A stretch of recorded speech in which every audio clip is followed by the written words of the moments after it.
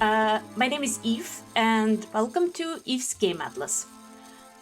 Today I'm gonna be playing one of my most favorite games of all time. Also, one of the very first games I've ever played, the one that really pulled me into gaming, and that's the original Syberia. I don't know if you've heard about this game, but if you haven't, I highly encourage you to watch this video.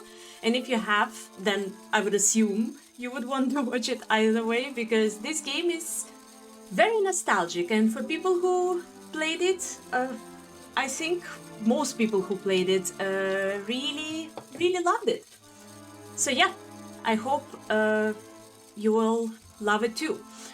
I'm planning to do a playthrough, one episode per location maybe, and yeah, talk a bit about the design choices and the history of making this game, the creative mind behind it, Benoît Sokal. Spoilers. Yeah, and I hope you enjoy it. So without further ado, let's start a new game. Yeah, Benoît Sokal, the man himself.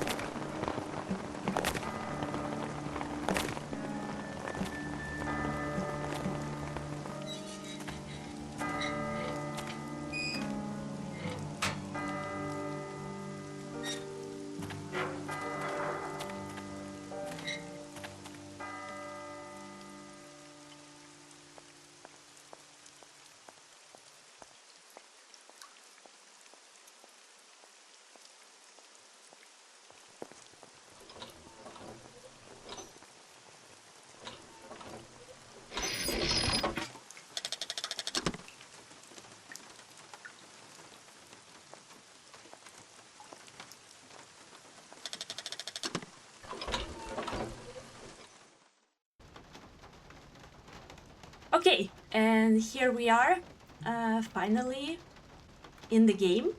That was a very, very beautiful opening scene. As you can see, the game is quite old. The graphics is not the newest, but in my opinion, they are very, very beautiful. So yeah, let's explore this place that we are in. So far, we don't know that much. Let's see.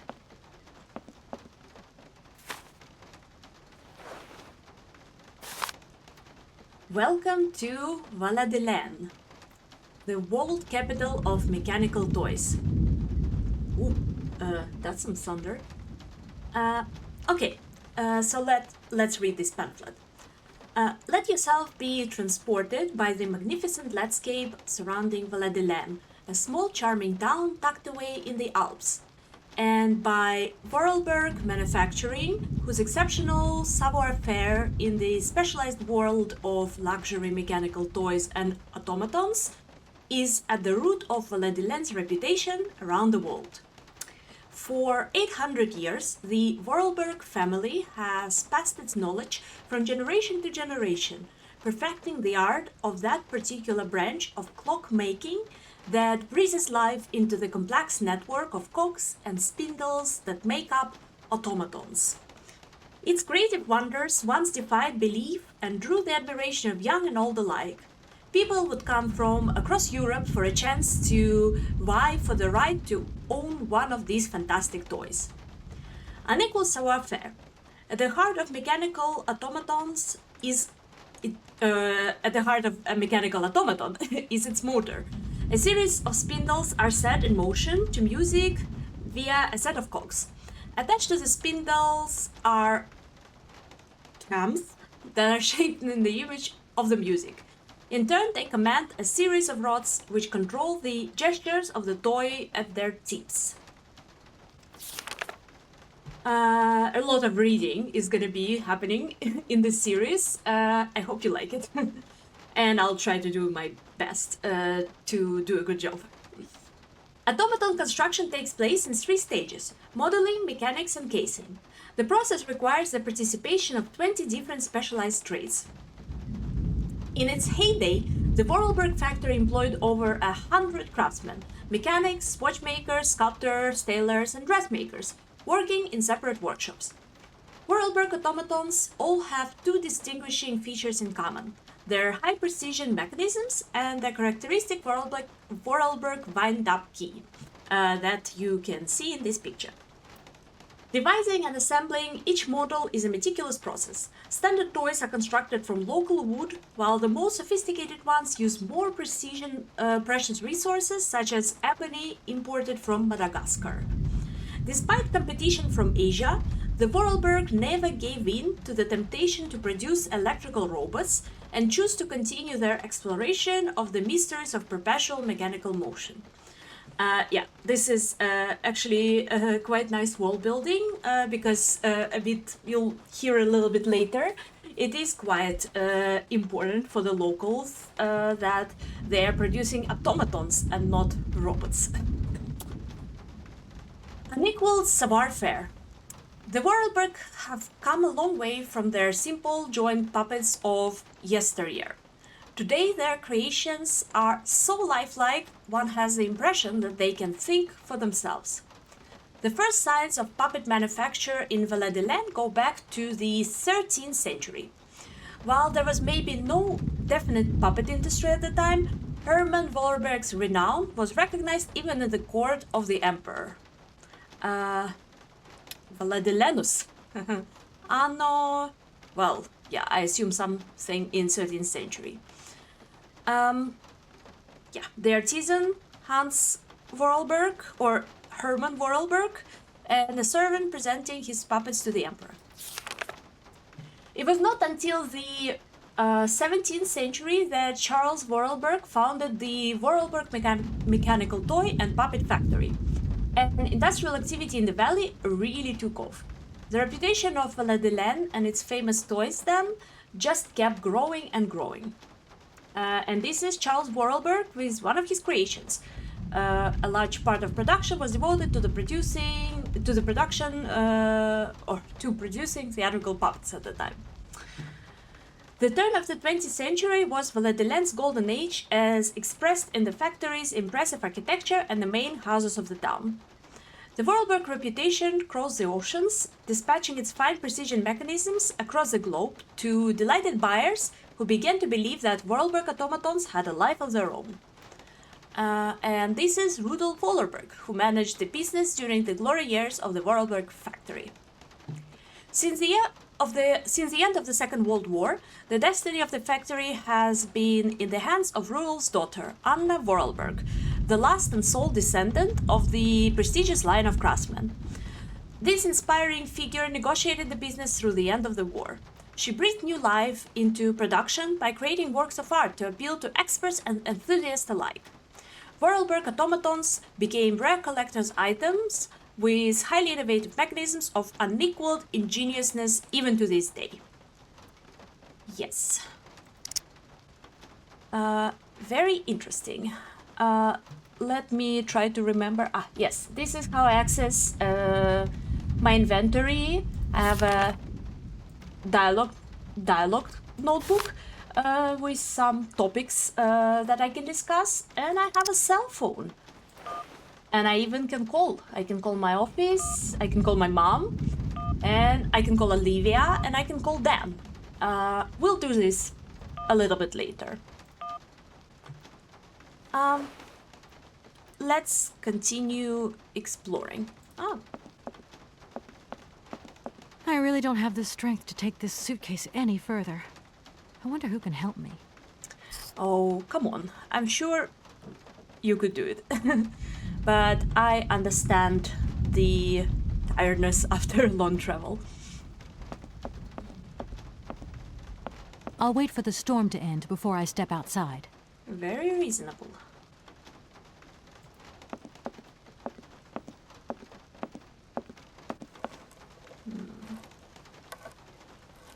So who is this boy? Hi there. Hey, hi there. What are you doing? Can I see? No, too difficult. Momo's work very difficult. So, your name's Momo. I'm Kate. Momo do like Hans. He draw. Hans? Don't disturb Momo. Momo work difficult. Will you show me your drawing? No, not finished. Go away. Okay, so this little boy, Momo, is drawing something, but he doesn't really want to show us. Maybe he can help us bring the suitcase upstairs. I've just arrived. My case is a little heavy. Can you help me take it up to the room? Momo strong. Very strong. But no time. Good for you, Momo. Momo very busy. Momo strong. Okay, he I doesn't guess I'll really let want to you help us. Continue working. Let's leave them be and continue exploring the room. Maybe there is someone at the reception. Ah. Very cute. So, as we read before, all Voralberg automatons have this signature wind-up key that we just picked up. And, yeah, as you can see, this automaton is not working currently, but with the key, maybe we can make it work.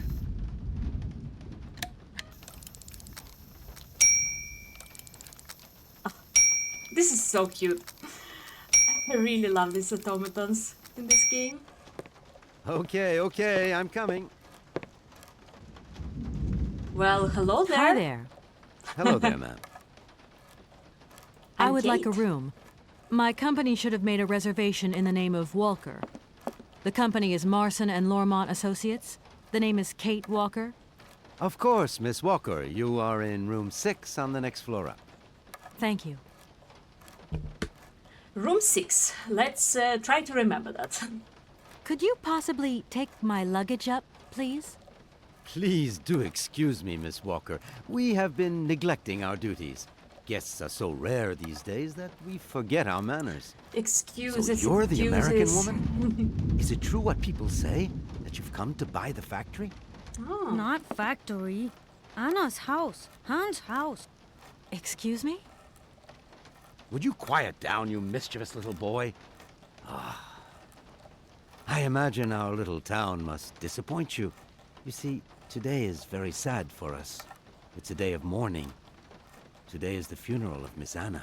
Oh no. Momo sad, but Hans not dead. Hans long way away. Anna told Momo. Anna liked Momo very much. That's enough, Momo. Stop pestering the lady. Now go on, scram. Get out of here, you hear?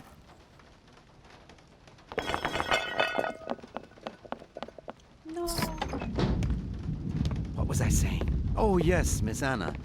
Such a great loss for Valadilène, it really is. Because now that she's dead, the factory will close. But you're here to stop that happening, aren't you? Our future is in your hands, Miss Walker. What? Anna Voralberg is dead?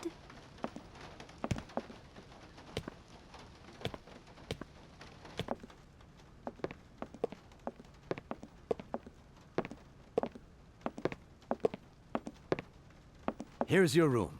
I hope you like it, Miss Walker.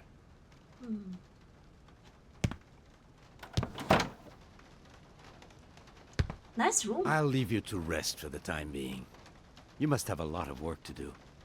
You know, the takeover of the factory is very good news for us here. It would make us very happy to see life return to our valley.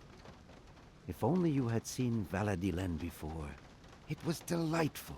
People came from all over the world to buy Voralberg automatons. Ah, somebody has left you some mail, I see. Remember, if you need anything at all, we're not far away, Miss Walker. Okay. So, first of all, you might have noticed that the cutscenes, or like the scenes in between the exploration, are quite slow. Yeah, this is part of the game. This is something that was or is criticized in the later reviews of the game, but this slow progression is part of the game, and I hope you don't mind it. I personally really like it. Yes, so what did we learn so far? Anna Voralberg is dead, and I guess that funeral procession we saw earlier No need to go down there. was for her. Then there is some mysterious Hans guy who lived with Anna, according to Momo, although the reception guy was very skeptical about that. Let's see what this mail we received is about. I really like how she, when she picks something up, she like puts it in her cleavage. Okay, we received a fax, because it's 2002. It's the time where fax was still a thing. Yes, to Kate Walker from Edward Marson. From Marson and Lormont Associates, Law Practice. Dear Kate, our client, the Universal Toy Company, is more than eager to see conclusions from the talks with Voralberg Manufacturing with view to takeover in the days to come, and we have received notification to this effect. We are counting on your undoubted qualities as a business lawyer to bring negotiation with Madame Anna Voralberg, the current owner, to a close. Yes, so we could have guessed before, but now it's very clear that we are a business lawyer. And we are here to negotiate the takeover of Voralberg Manufacturing that we learned a bit about from the booklet a bit earlier, to this Universal Toy Company, a big American firm, I would assume. Allow me to remind you that the Universal Toy Company is a multinational which has a monopoly on the toy market. Ooh, we don't like monopolies. They're probably very evil. Big toy. It is a Class A priority client who is also presenting Madame Voralberg with a golden opportunity to sell her factory. You should remind her of this fact in case she starts having last-minute second thoughts before signing the purchase agreement.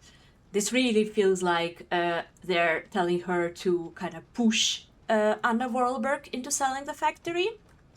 Well, too bad she's dead, so there is no one to push anymore. I'm under no doubt that you will live up to the great expectations I have in you, Edward Marson. Ugh. Well, Kate has a job to do. I should tell Marson about the death of Miss Voralberg. I hope this isn't going to get too complicated. I can't see myself staying here too long. Yeah, I think Kate is a type of person that really likes her comfort. Well, let's call our firm and notify them about the death of Anna. Marson and Lormont, how can I help you? Can you put me through to Mr. Marson, please? It's Kate Walker. Hold the line, please.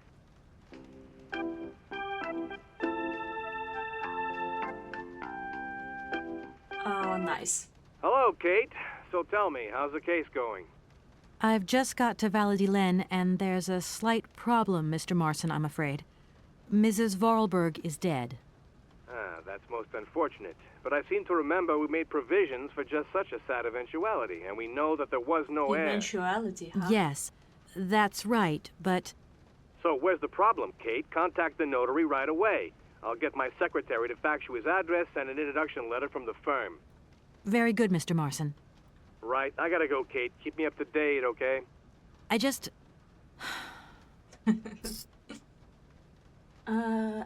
Typical boss move. Okay, let's see what else we have in the room. We have our luggage. I don't need that for the time being. Okay. Some painting. Water carafe. Yeah, this is a very nice room. So, you'll probably hear me mention it more than once, but I've read this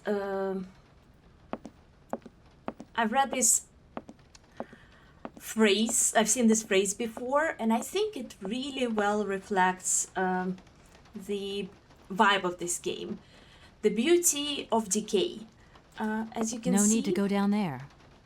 as you can see, all the locations are very pretty, yet not in their prime state. But there is something super charming about this, I think. Let's talk to our receptionist and see if we can learn I'm back something again. from him. Miss Walker? I'm back again. She's so funny. Hello. My name is Kate Sorry. Walker, and Of course, of course. Walker, room 6, next floor up. Okay. Let's talk to him about Anna. did you know Anna Voralberg yourself? Oh, why, of course I did. I mean, well, not really. She was a very great lady. We loved her very much. May she rest in peace. What about Hans? The young boy who was here earlier talked about, Hans? Who is Hans? Momo was talking about Hans Voralberg, Anna's younger brother. So a But he relative. died a long time ago. Nobody here even met him. I see. So, according to Momo, Anna lived at the factory with Hans, but according to the receptionist, Hans is dead. So what was it? Do you think he was a ghost? I guess we'll see. Let's learn a little bit more about the boy. Who is the boy who was drawing here earlier? Is he your son? Heaven forbid. No, not at all.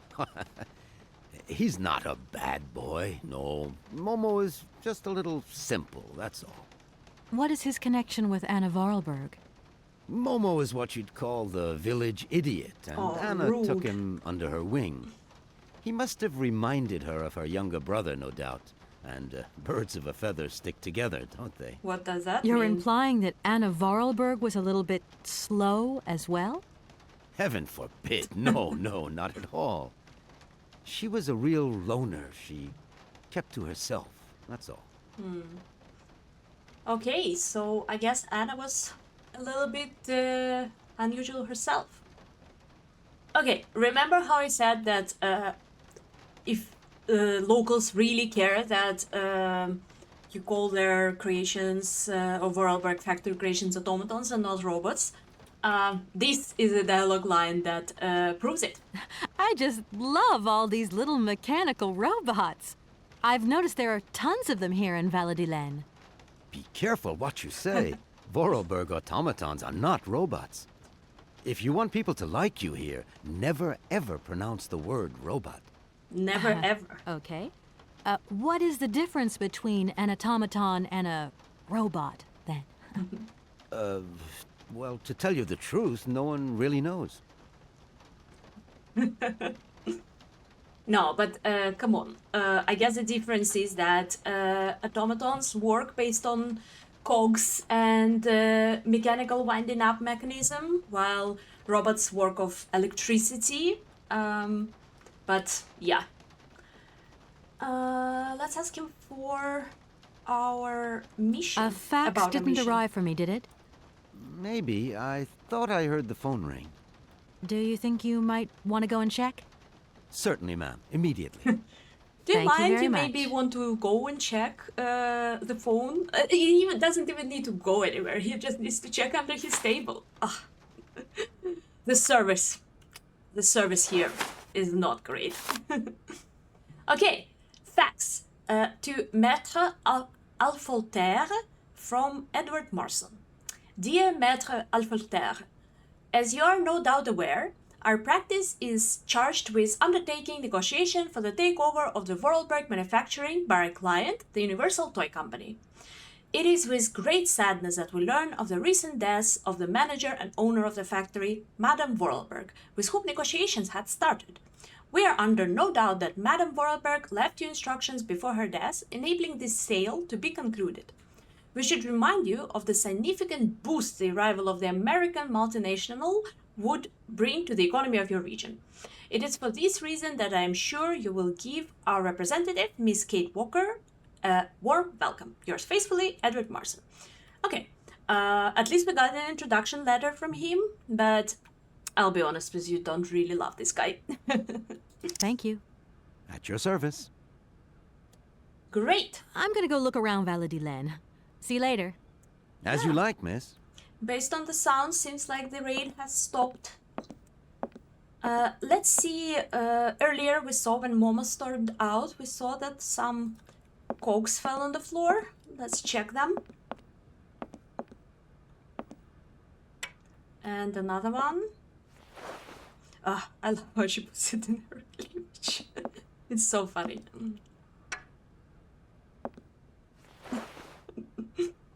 And maybe there is something left from him. Oh yes, he was drawing something. And apparently he was drawing it right on the table.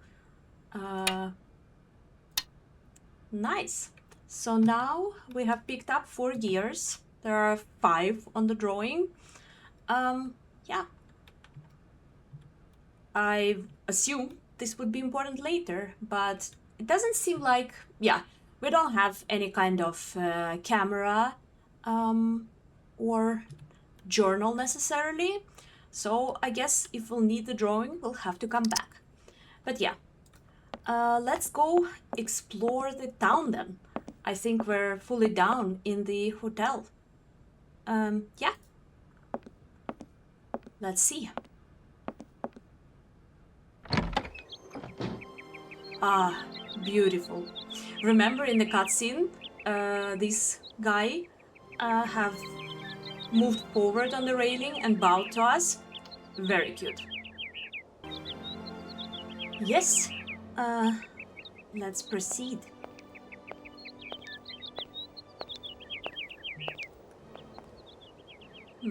Very nice street.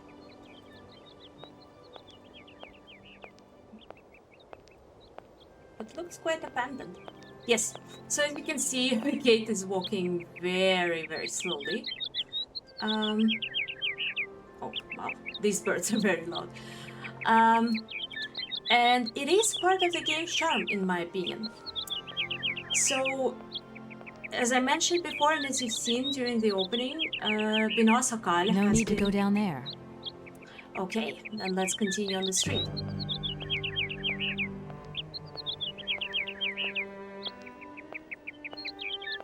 What was I saying? Sorry. Yes, so maybe I should... I don't know, it's fine. So Benoît Sokal has been developing or... No need to go down there.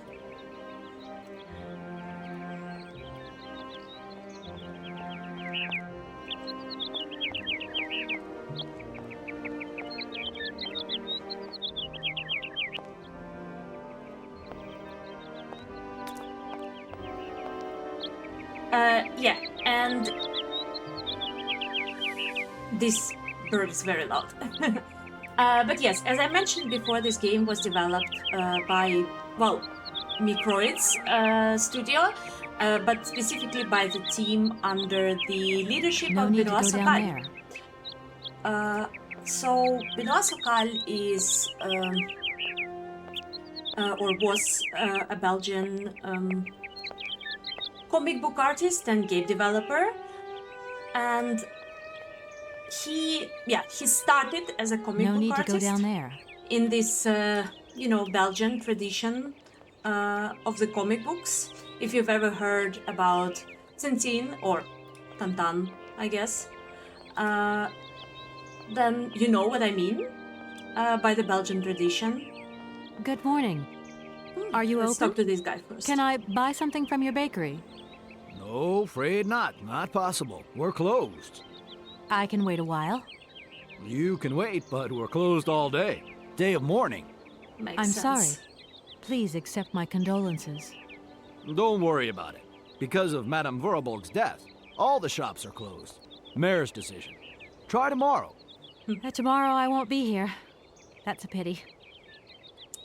No food for Kate Walker. Yeah. I assume it's closed, but we have to No try need every to go single down door. there. Yes, so what was I saying? Yeah, so Benoît Sokal was a comic book artist in this Belgian tradition, and his most famous comic book is Canard, No need to go down there. about an anthropomorphic dog detective. But it's not like a cute or fun one, it's more of this noir style. In a way, it reminds me. I haven't read the whole thing, but I read a bit, and in a way, it reminded me of Black Sad. If you heard about that comic book and game series, yeah. Okay, I think let's try this This guy. thing's jammed. Oh no, it's jammed. Okay.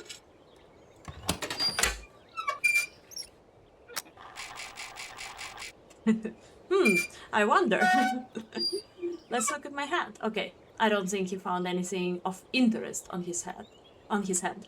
But yeah, and you know, when Benoît Sokal switched to making video games, he made them in a style which is very similar to writing a comic book. And I'll get back to that a bit later, but let's first talk to the lawyer guy. Personal files, brochure, fax 1, fax 2. I think this is what we need to give this automaton. What a cool system.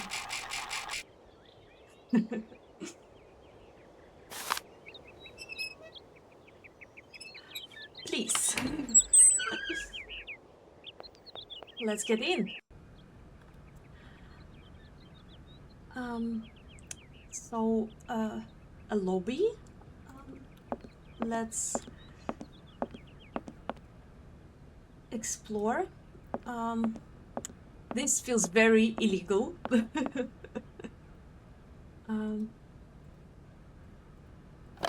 We can open this guy. It's not really working. But yeah, it feels very illegal being behind the desk in a lawyer's office. But yeah, also check out this beautiful door frame.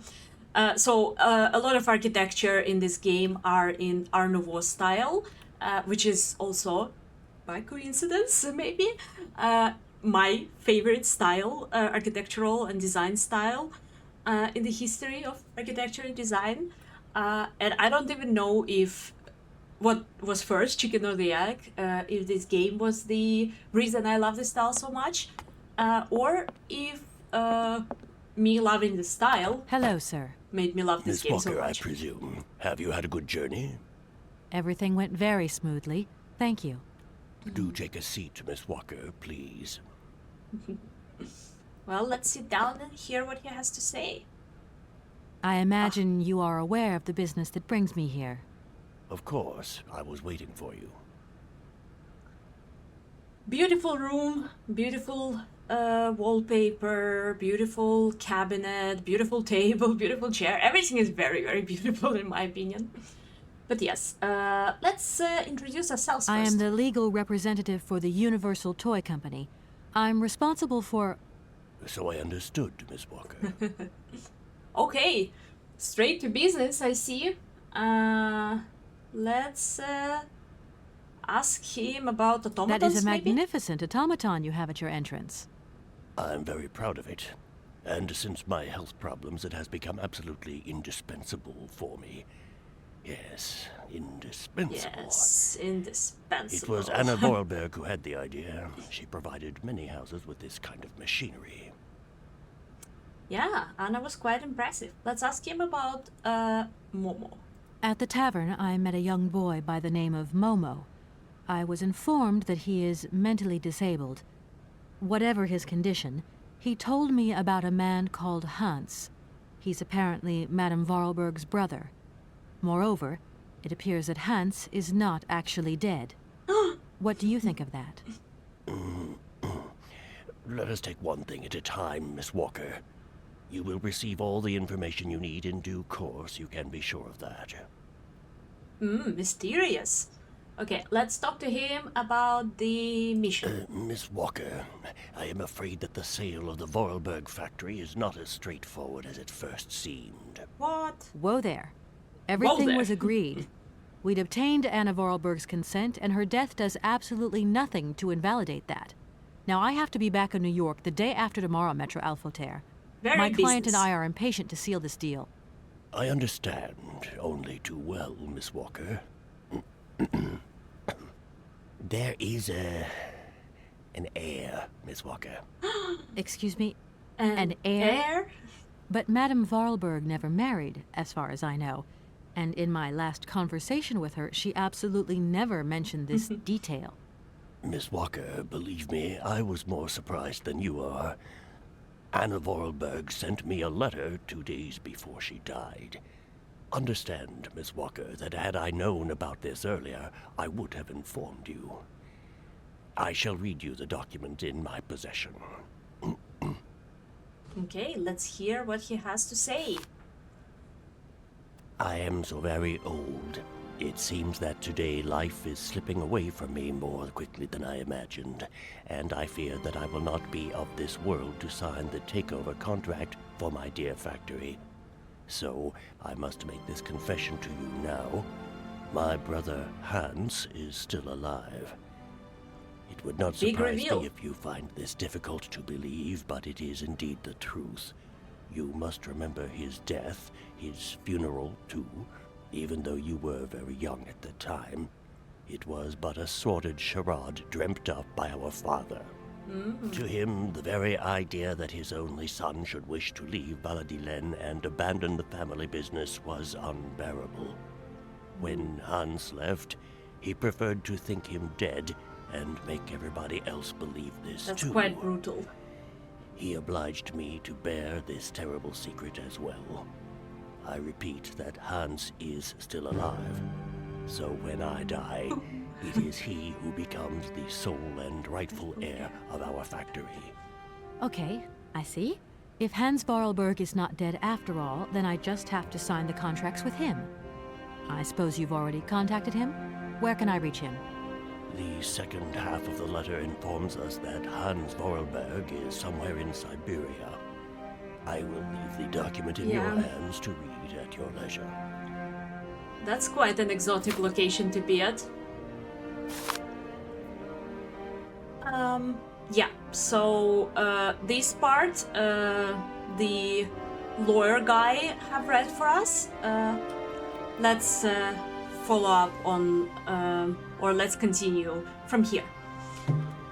I've never had the chance to see my dear brother again. Fortunately though, Hans and I have remained very close, in thought. Throughout the years, I have been able to follow his meandering life as he sporadically sent me news. On occasions, he would write me letters, and they were rare, as my brother, since his unfortunate accident, has maintained a phobia for the written word. However, he has sent me several plans of automatons that I eagerly had made up at the factory, and I will admit that they have largely contributed to the success of Voralberg creations. Hans has always had a marvelous gift of breathing life into objects through clever combinations of cogwheels and springs. My little brother is a genius in the true sense of the word. Let us return to the matter in hand. Rest assured of my personal conviction that my brother will not object in the slightest to the sale of the factory.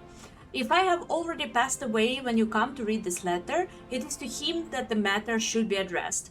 I received his last letter 6 months ago, posted from the north of Syberia. This is crazy. I regret to say that I have received no more recent news. Well, I I am aware of the difficult situation in which my confession and lack of further details leave you, but I wish to die with a clear conscience. I would be grateful, dear Maître Alfolter, it's a very difficult name for some reason, if you can inform the American law firm with whom I have been dealing of these developments. I have grown so old, so tired. With all my respect and final greetings, Anna Voralberg. Very beautiful handwriting. But yes, Hans, or what was his name? Momo. Momo was absolutely right. Hans is alive, and Anna was in contact with him. It seems so. Anna Voralberg had no further information to add? Unfortunately not, Miss Walker. I have told you as much as I know. The situation, in legal terms, is now clear. If you want to conclude this sale, you have to find Hans Voralberg. Apparently, there is a body lying in the town cemetery. There also seems to be some ghost wandering around Syberia. It seems you have your work cut out for you. Believe me, Miss Walker, when I say that I am most sorry for this regrettable setback. Most sorry. Great. What now, then? Perhaps you will find out more in the Voralberg factory archives. You will find the key in the waiting room. Reasonable. My role in this affair finishes here with the reading of this letter. And now, if you'll excuse me, I must rest. You see, my health is not excellent at the moment, and my doctor forbids me from working for too long. I will not detain you for any longer, Miss Walker. Do not forget to close the door as you go out. Goodbye, sir. Okay. He basically kicked us out of his office. Let's see where that key he was talking about is. And what is behind this door, I wonder? No need to go down there. Okay, I guess some private rooms. Okay, let's investigate the waiting room. So where is that key he was talking about? Ah, yes. So, fun fact, when I was first playing this game, I spent so long in this room looking for a key, only to realize that this thing, this T-shaped rod, is a key. It's like a winding key, you know? Yeah. Yes, so now that we have a key, telescopic key it's called, it's time to go to the factory. Ah, what's this?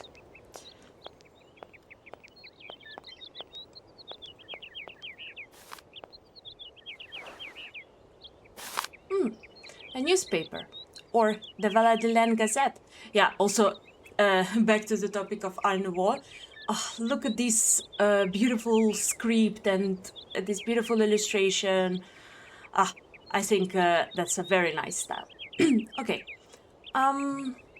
Yeah, I don't think I'll read the whole thing. If you are interested, you can pause. The point is that they are kind of repeating one more time the information about Anna, and then also, yeah, some questions about the factory, selling the factory to the Americans. Yeah, and then some information about the protest groups being against the construction of a dam. Yeah. So that's it. But yes, as I was telling earlier, the slowness of the game can be explained by the fact that Benoît Sokal, when he switched from making comics to making games, it wasn't because he wanted to stop making comics. It was more because he thought that games have more dimensions than just a regular comic book. Let's see who's calling. Hello? Kate?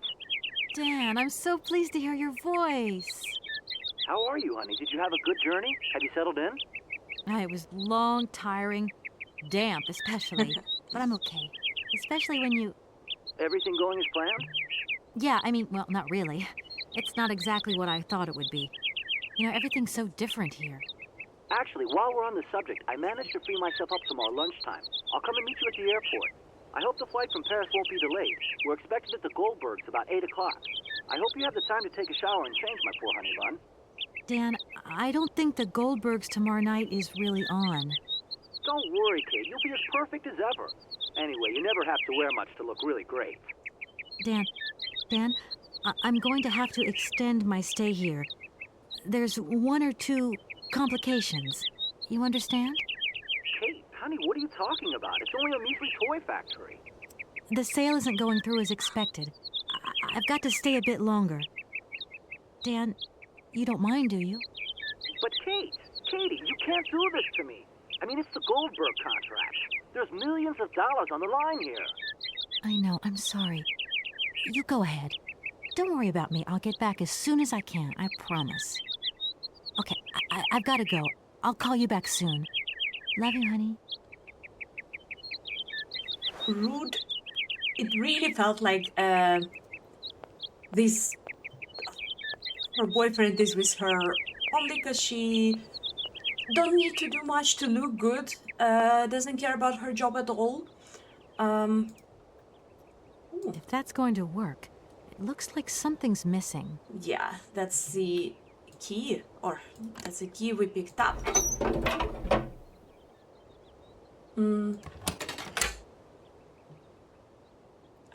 Yes. And like this. But yes, as I was saying, Benoît Sokal saw video games as a way to make a more interactive, more appealing comic books, like pieces of art. So yeah, he never aimed to make a very... Oh, that's a factory. Very beautiful. I have a soft spot for this like industrial architecture of the early 20th century. But yeah, he never intended to make this game quick or... I think he even said in one of the interviews that one thing he doesn't like about modern day video games, and by modern day it's like early 2000s, is that they're all like super intense and a lot of violence and so on. And he wanted to make something which was opposite of that. And this is how Syberia came to life. Oh. Yes, so now we're inside of the factory. We can go look at the factory machines. Very interesting, I think. Ah, there's also a door over there. Yeah, let's go there first. I think you can also run in this game, like this. Yes. Speeds it up just a tiny little bit. Oh, look at this design. Almost all of these things were...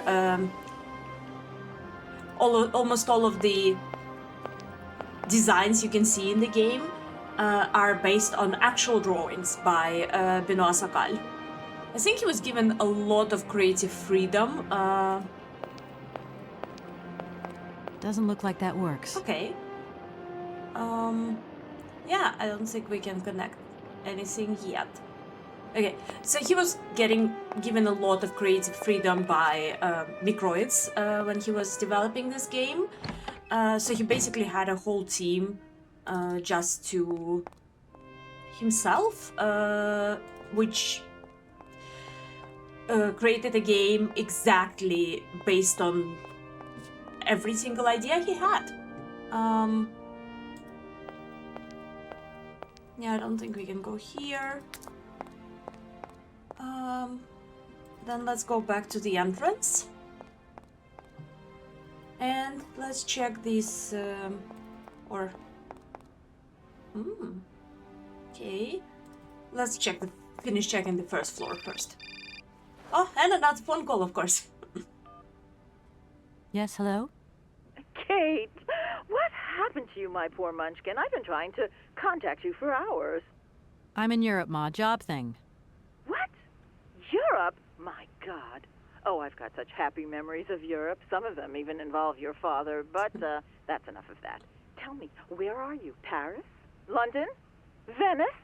Valadilène, yeah. I know, it's a bit out in the boonies. What in the world are you doing out there? You know, business. I've got to see through the takeover of some old family business that's got a few debts. It's a really charming place, but there's one or two weird things going on here. I can't go into it now. Oh, well, that's right. Your old mother's too dumb to understand it. You really do take after your father sometimes. Mother. Kate, you'll never guess who I saw yesterday? Ma, I haven't got a lot of time, you know. Frank! Ma, please. I've got to go.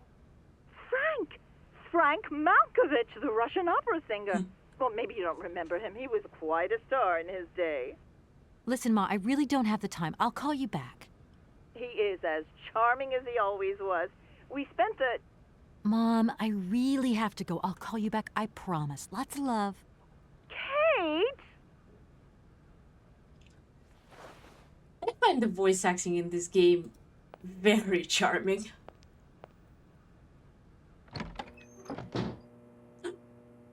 Who's that? I mean, I'm asking you, but I know who that is. But let's give him a chance to introduce himself.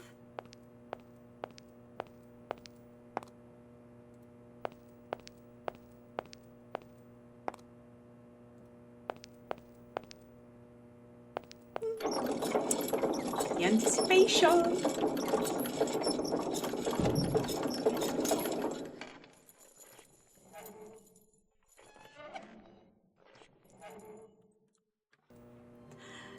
Exciting. Who are you, mister? Oh, many thanks indeed. I am most embarrassed for you to see me like this. I lack a certain completion. You see, nobody here found the time to polish off the finishing touches. Honestly, these days, we really have lost the art of good workmanship. Yeah, maybe. With whom do I have the honor of speaking? Could you please state your identity, articulating clearly? My name is Kate. Kate Walker.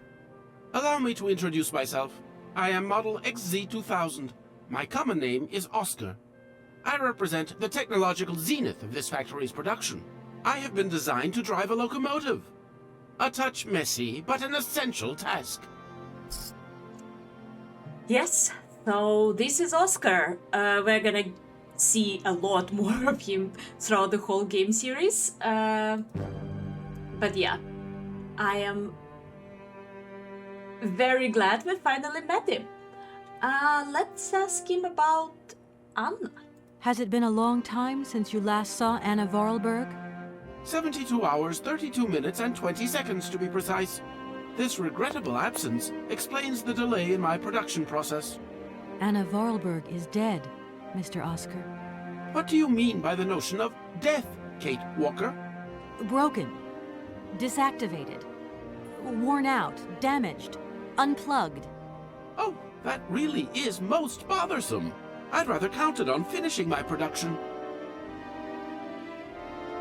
Well, let's ask him about Hans. Does the name Hans Voralberg mean something to you? Of course, he created me. But I'm sorry to say that I am yet to meet my maker. Have you any idea where he might be right now? No, Kate Walker, but I am sure I would experience great metaphysical satisfaction in his presence. Okay. Do you know where I could find the factory paperwork? I cannot reply to this question with precision. Try Anna Voralberg's office above the machine floor. I see. When you are complete and totally functional, can you help me gather information about Hans Voralberg? I'm afraid I can't, Kate Walker. Duty calls. Once I've recovered my feet, I have to see to my post on the train. It's waiting for its engineer. Yes, so Oscar here has been designed based on Hans Voralberg's blueprints and is supposed to be the engineer and the driver of a certain locomotive. A very noble task. Let's ask him about the train, actually. You said you were a train engineer? What train would that be? But Kate Walker, you have not seen the magnificent train waiting at the station? And where is that train going, Mr. Oscar? The train is going far away. Very, very far away indeed. Are you taking any passengers? That's obscure. My duty is to drive the train. Above all, to avoid delays. An engineer prides himself on punctuality. I will agree with you, though, Kate Walker, that a train without passengers is hardly a train at all. You haven't answered my question. For further details, please consult Anna Voralberg. Oscar is so charming. Okay, let's ask Do him you about know Momo. Momo? No, Kate Walker. That was a short answer. You are a very strange robot. Automaton, if you please. I'm sorry. I didn't mean to offend you. Automatons have an additional soul auxiliary, you understand? I think so. Okay. Can I be of use to you? Why, you certainly can. I absolutely must have my feet. My hands are model XZ2003. My feet are model XZ2005_B. Be careful. The model XZ2005_A has evidenced some rather embarrassing performance failures. Like Okay. bugs? Automatons do not have bugs, Kate Walker. They simply display functional idiosyncrasies. I'm sorry, I didn't know. What do I have to do to get you a pair of feet? Use the assembly line to construct them. You will need a production punch card, on which is recorded my body design data. Here is my own punch card. Okay, I'll give it a go. Thank you, Kate Walker. Well then, let's try to fix Oscar. Yes, as I said, totally charming. Oscar, I am delighted to have met you. See you again Exactly. soon, I hope. Yes, Kate Walker. And in our community, being the community of the people who love this game, we all love Oscar, and some of us at least, even thirst over Oscar. No, but I'm kidding. But he's very nice. And it's very impressive how a character with no face animations or anything haven't really, he doesn't really express any emotion, but the voice acting and design choices all do a great job at making him likable. Okay, so this has to be the office. Ooh, hoo, hoo.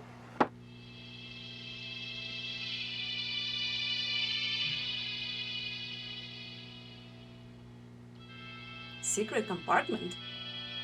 We'd love to see that.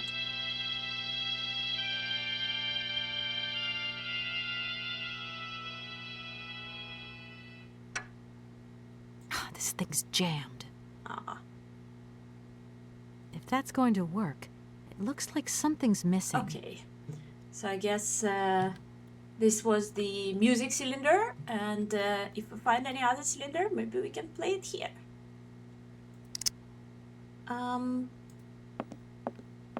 Let's explore Anna's desk. What do we have here?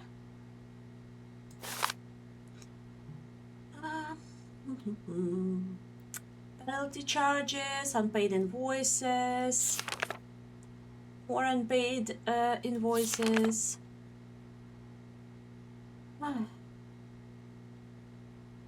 Yeah, and a letter which is from a friend of Anna, Gustave Passery, where he advises her to sell the factory. Because, yeah, the factory was in debt. Oh my gosh. Invoices, invoices, more invoices. I never knew the factory was in such a bad way financially. These last 2 years must have been very hard for Anna Voralberg. Yeah, poor Anna. Okay, and a letter to Hans. Valadilène, 6th of March 2002. It's like yesterday or today even? Yesterday, I think. Today is 7th of March. Dear Hans, I know how much you dislike the written word, but I do not have the time to forge you a voice cylinder. Yes, so this is how they communicated mostly, since Hans really doesn't like letters. I imagine that someone in your entourage will be kind enough to read these few lines to you. I received your latest set of plans. Your project is extraordinary, your all-time masterpiece perhaps. Time seems to have had no effect on your genius, quite the contrary. I am proud of you, my dear little brother. Sometimes I find it hard to believe that a century has gone by since the last time I saw you. It only seems like yesterday that you rushed away from Valadilène. We undertook production immediately, following your instructions to the letter. The locomotive was ready within a week. If only you could see it.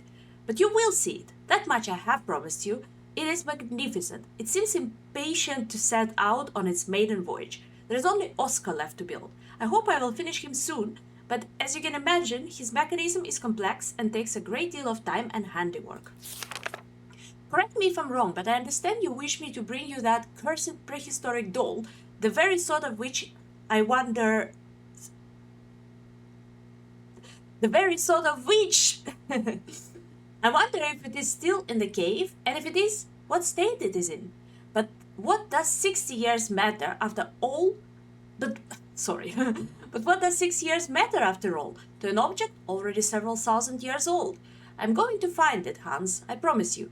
I have a bit of a nasty flu at the moment, which is running me down a little. I should be better in a few days, though. Well, as we know, unfortunately, she wasn't. The sale of the factory is taking shape, the lawyer from New York should be visiting, and we will be able to sign the contract. Then I shall depart on an adventure, I assume. But unfortunately, very sadly, she didn't get a chance to do it. But yeah, here we learn a little bit about some mammoths, or them. This was a spoiler that I said mammoths. It's just a prehistoric doll here, but spoilers. But yeah, as you can see here in this part, we learn a bit about some prehistoric doll that Anna is not very happy about, but that Hans wants her to bring. We'll learn a little bit more about it a bit later. Yeah, and here are the train schematics by lore drawn by Hans Voralberg, but in reality drawn by Benoît Sokal himself. I think this is very impressive and very, very cool. Okay, I don't think there is much more here. No. Well, then let's go explore a bit more. There was another small staircase to the left of the office. Let's see what's up here.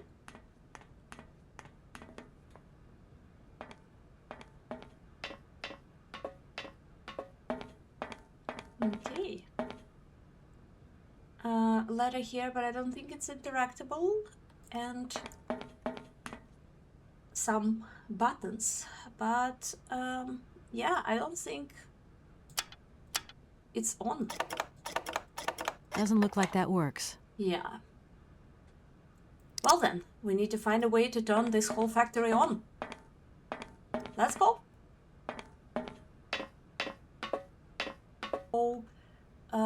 And explore around it. We took one of the paths, but there were many more at this intersection. Yes. Let's go here. I think this is exactly where we need to be, actually.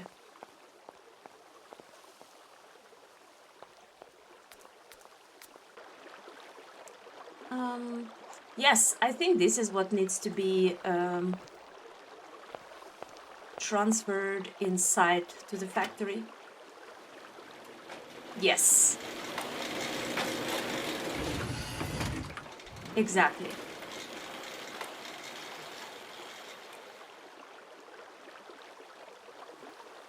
Or is there anything else here? I don't remember actually. No, just some barrels and another one of these things, whatever that is. Batteries, maybe? Well then, let's return to the factory. Great, and now I think if we turn on this machine, it will actually be able to carry this barrel over here. Let's watch the cutscene one more time. Or maybe I'll actually cut the first time we watched it, since it didn't do much.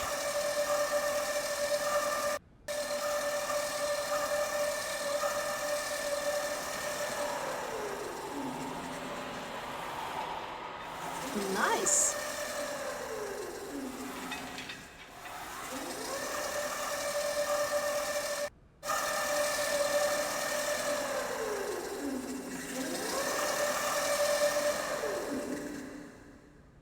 Fantastic.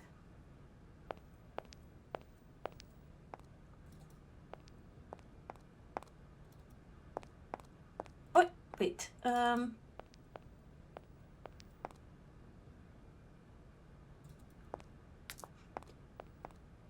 Now I think I forgot.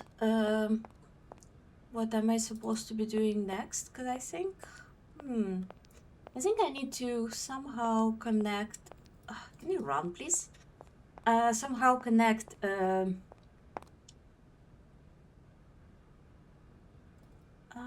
mechanism to the water mill. Let's see. Maybe I missed it. Or? Yeah, I don't think. Ah, maybe it's this. Yes, right. Forgot to do it last time.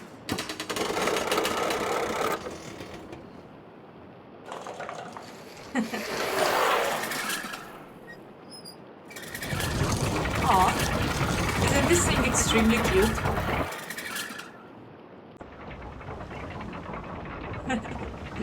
Yes, and now I can connect it and finally have electricity.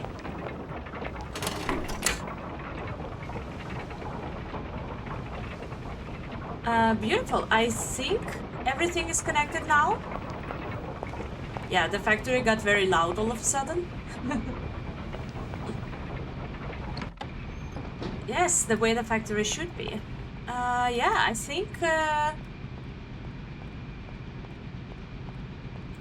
it's working.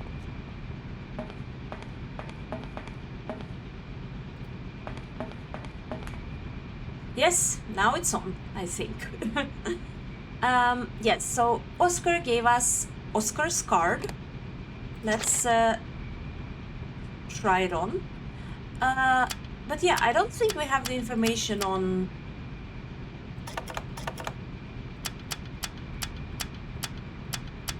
Yeah, on what lights we need to turn on yet. I guess we need to find it. Well, where haven't we been yet? Over there, I guess? Let's see. Yeah, I think this is a train station. Let's not go there just yet. Let's go here first. Yes, so this has to be the mansion. Voralberg family mansion. Let's see if the door opens.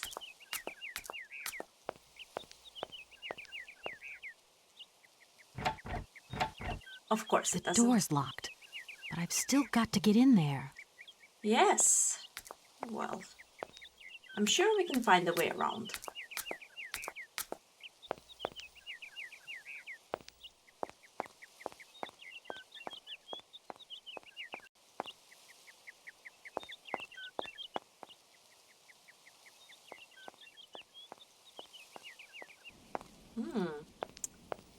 Seems... I need a key. Yeah, seems like this automaton, like all the other automatons from Voralberg family, needs a key. And the back door is locked, of course. The door's locked, but I've still got to get in there. Yeah. So I guess our only chance is this ladder. Well, let's explore around here. Very nice hedge maze they have here. Very beautiful view over the Alps. Ah, and another person. What a surprise. Good morning. You've got a magnificent garden here. Totally agree. He's like, who are you?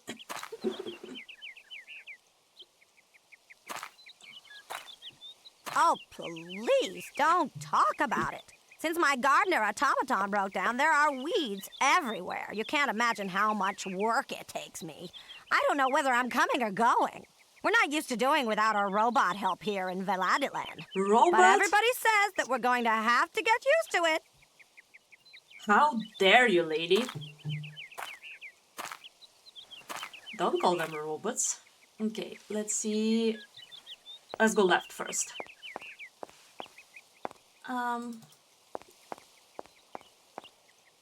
In here.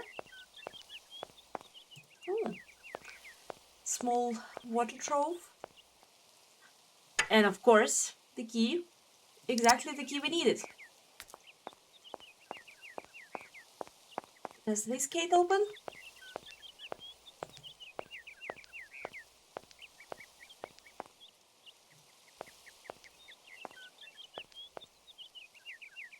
No. No point. It's locked. Exactly.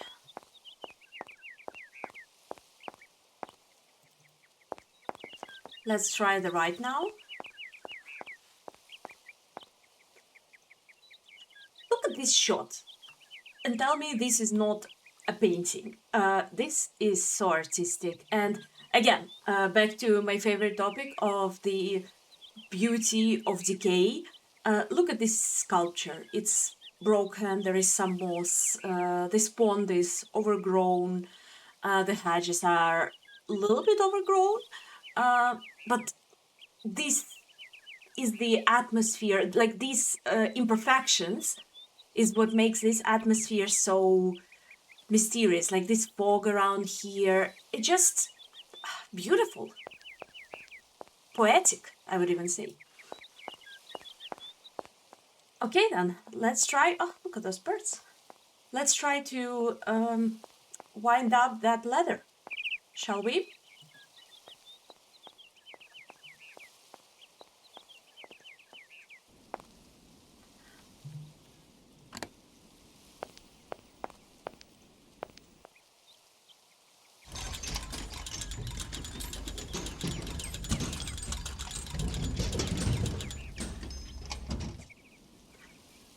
Well, I'm just saying, I would not climb this ladder.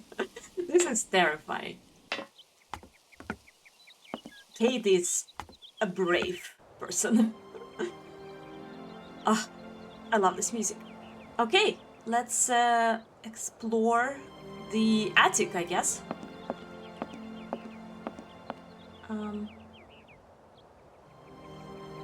Nice. What do we have here?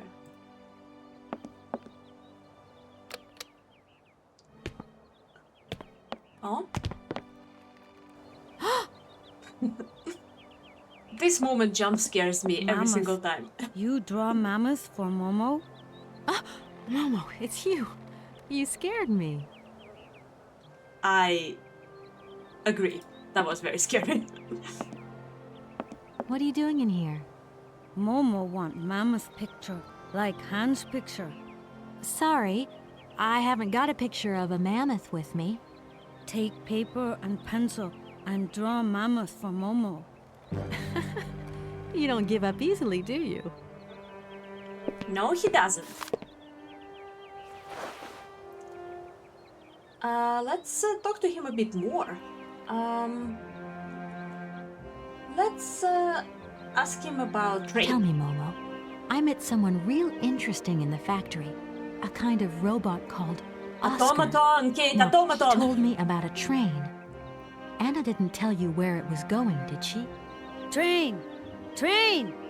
Choo-choo! Choo-choo! Woo! Momo, it's okay, it's okay. Okay.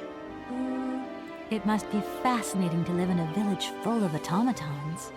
Automatons made by hands. Difficult work. When Momo big, he do like hands. Momo friend of automatons. Yes. You lived with Anna Voralberg, didn't you? Maybe you can tell me a secret or two about how automatons are made. Anna not want Momo in factory. I see. Tell me, Momo, did you come here a lot with Anna? Mm-hmm. Anna like Momo. Anna like Hans. Anna on journey. Do you know if Anna came here often with Hans? Momo want Mama's picture, like Hans' picture. Sure, Momo. Will do. You're a sweet kid, Momo, but I can't draw. Least of all, mammoths. Draw mammoth easy. Hans draw mammoth. Anna draw mammoth. Kate too. I mean, maybe I could do a quick squiggle of a box, say, that has a mammoth inside. No, Momo want a real mammoth. My goodness, you are one stubborn boy. Okay, Momo, let's go. I've got to go now. But see you later, maybe. This reminds me of the Little Prince. You know, the snake with the elephant in his belly. Kate offering Momo to draw a box with a mammoth inside of it kind of gives me a similar vibe. But yeah. Good thing that we have this wood carving on the wall made by Hans in 1932. Otherwise, Kate would be in trouble.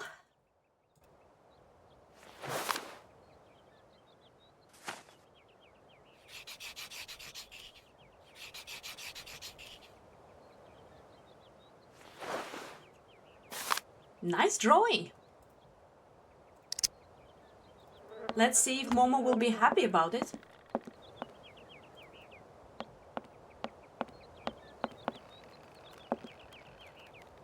Momo, I've got something else I want to ask you. Momo listening. Momo, I've got to go now. But see you later, maybe. Okay, let's give him the drawing. What do you think about it, kid? Yeah, he seems to be happy.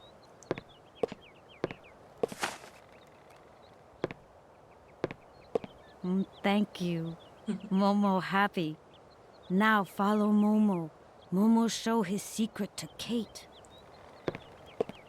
Sure. We'll follow you, Momo, but just in a second. Thankfully, there are no timed events in this game, so we actually have time to continue exploring the attic. Yeah.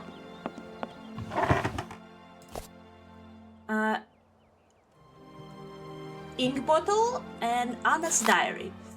Okay, get ready. There will be a lot of reading now. I don't even know. Should I read this whole thing? Yeah. I'll read it. It's a big commitment, but we can do it. Okay. May 14th, 1930. Yesterday something terrible happened. I do not know who to turn to, who to talk to, so I have decided to write it down. You, dear diary, are now my confidant and sole guardian of my secret thoughts. Hans lies in the next room, teetering between life and death, and I am terrified. Oh, the injustice of life. First Mama, then Hans. Please, dear Lord, don't take my little brother away as well. And a picture of a small baby Hans. May 15th, 1930. Hans made me promise to keep this a secret, but its burden is too heavy. I know I can tell you, though, dear diary. Dear diary. We discovered a cave in the mountains, a marvelous cavern with ancient paintings on the walls. Only prehistoric man could have painted them, because they were depictions of mammoths, which are prehistoric creatures as well. That much I know. I hate mammoths now. It's all because of them and because of that stupid prehistoric children's toy. Why, Hans? Oh, why did you try and take it? And why did I let you climb up there? It's my fault you are in a coma now. Hans, if you die, I don't know how I could ever forgive myself. May 16th. Hans has still not regained consciousness. Father cannot sleep and Gertrude cries all day long. Outside the heat is suffocating, but inside the house is icy cold and dismal. I still have hope though. I know my brother, I know his strengths. He will pull through. He never gives in. May 17th. I cannot think of anything else but Hans. In all my waking and sleeping dreams, I see his fall over and over. I see his head hitting the rock and his oh-so-pale face softening. I have taken refuge in the attic. It is the only place where I find any peace wrapped up in all my memories. May 18th. 5 days have passed since the accident and Hans has still not opened his eyes. To see him like this is unbearable. Please God, protect him. Take my life, not his. May 19th.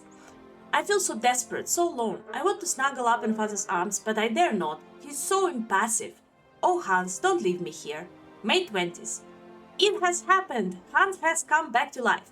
He opened his eyes and uttered my name. My name! Do you realize? This is the happiest day of my life. I want to take to the streets and sing, to proclaim my joy to the world. Thank you, oh thank you, God. May 22nd. How wonderful, how beautiful life is. Gertrude and I cannot stop breaking into uncontrollable fits of giggles. Hans even wolfed down his bill today. I knew he was tough, my little brother. Even Father smiled at me today when he said good morning. May 25th. I don't know whether I'm coming or going. I'm totally absorbed in Hans' recovery. I have scarcely 5 minutes to myself to return to my refuge and scribble down these words. May 29th. It is very curious. Whether Hans is hungry, thirsty, or if he wants something, he cannot stop saying my name. He can't bear it when I leave him, even for an instant. Gertrude thinks that I should move my bed into his room to help him sleep better. I hope that Father will agree. June 2nd. Today was the first day that Hans has left the house. We went for a short walk in the garden, but Hans is still very weak. The doctor said we should be patient and shouldn't rush him. It is so hard though. I hope so much that life can return to how it once was. There was actually a cut here, and that's because I have taken a rehydration break, brought myself some soda. Yeah, and now I'm back to reading this extremely long journal. So, June 20th. Hans has been out his coma for months now. He still doesn't say much and has difficulty moving. He sits motionless for long periods of time, his eyes wide open, as though lost in thought. I have often had to call his name several times before he reacts. Then he will smile, and when he does, the moment is magic for me, and I couldn't possibly be happier. June 22nd. I had to talk to him. The burden was too great. I asked Hans about the accident in the cave to find out what he could remember. He could utter only one word, mammoth, and his eyes glowed so strangely when he said it that he frightened me. I go back to school today, and for the first time in my life I am dreading it. I am afraid of leaving Hans alone. Despite Gertrude's kindness and attention, I have the impression that Hans is much less nervous when I'm here. While I was doing my homework yesterday evening, Hans crept up on me so quietly that he made me jump. He took a pencil and a blank sheet of paper, and curiously he started drawing. It is the first time since his accident he has done anything by daydream. Hans scribbles almost obsessively. It is all he will do all day long. I feel it annoys Father. Nobody else understands, but I can see that Hans is trying to draw mammoths. Today is my birthday, and Gertrude has made me an apple pie, my favorite. But Father has not returned home for lunch, and Hans doesn't want to leave his room. The best present I could ever have is to see Hans back on the way to recovery. Snow is... maybe I won't be reading all the days. Snow is falling. It's so beautiful. The doctor visited and to examine Hans. He seems happy that my little brother has fully recovered his faculties. It truly is a miracle. I don't understand why he doesn't talk more, though. Why isn't he livelier, like he was before? It's Hans' birthday. Today he is 11 years old. I have the strangest of impressions that actually he has lost 5 years rather than gained 1 more. The doctor has just left. I saw him whispering with Father. Their serious expressions worried me awfully. What could they be hiding from me? I am grown up now. At the age of 15, you can understand everything. I am too scared to ask Father what is happening. I've been thinking, and it seems to me that Hans' attitude isn't normal. The shock of the fall and his coma must have had much more serious effects than we first imagined. Hans, my dear brother, what is happening to you? I have discovered the truth. Hans is stunted, physically and mentally. I eavesdropped a conversation between the doctor, father, and Gertrude. Gertrude buried her tear-filled eyes in her apron, and father muttered the word I don't want to pronounce it, but you can read it yourself, the R word, under his breath. How could he say such a thing? It is Easter, and we're on school holidays. This means I can spend all day with Hans and protect him from father's permanent dark moods. He cannot accept the fact that Hans, his only son, will stay in this state forever. It is truly difficult to accept, but it is not Hans's fault. Mine maybe, but not Hans's. I don't know how to make father understand. He seems full of hatred for him. It's dreadful. I feel so powerless. 1 year. 1 year has gone by and it feels like an eternity. The situation shows no signs of improvement, neither in terms of Hans' mental health or father's attitude towards him. Extraordinary! Father has decided to take Hans to Paris for new tests. He says that only in the French capital will he find truly competent doctors. We must make Hans ready for the great expedition. Actually, based on this, I would assume that Valadilène is either in France or in like French parts of Switzerland. Okay. No news from father and Hans, but I remain hopeful. I'm sure they will take good care of my little brother. They have returned. They have returned. Hans rushed into my arms and started crying. It took me a long time to calm him down and get him to sleep. Father is still as taciturn as he was before he left. The French doctors have confirmed their diagnosis. Yes. Hans will remain physically and mentally impaired. I am stunned. The summer is coming to a close. It has been less stifling than the last. The sun has put color in Hans's cheeks. When I look at him, I have difficulty imagining that he will not change. Father still says nothing and increasingly shuts himself away in his office at the factory. Gertrude tells me that love and faith triumph over any science. I lack neither. God be praised. Father took Hans to the factory this morning. Hans was so afraid that I accompanied them. Fortunately, father said nothing. I failed to understand why he insisted on bringing him there. Father left for the factory with Hans once again this morning. I think he wants to persuade Hans that he could be useful for something. It is his way of resisting fate. For months now, every morning, Hans has gone to work with father at the factory. I'm not exactly sure what he does there, but he seems to enjoy it. I feel my brother's behavior has changed considerably. He's much less capricious. I could cry. Hans has made me a present, a small robot mammoth with a trunk that rises and falls. When father saw it, he nodded his head in satisfaction. Both Gertrude and father now have their own robot mammoths. Theirs are even more intricate and finely tuned. Little brother is not such a R word after all. Hans' mammoths now walk, raise their trunks, and wag their tails. It's incredible. I met the head of the factory workshop, Mr. Grips, this morning. He says that for a young lad of 12, Hans is very gifted. It's a shame he only makes elephants.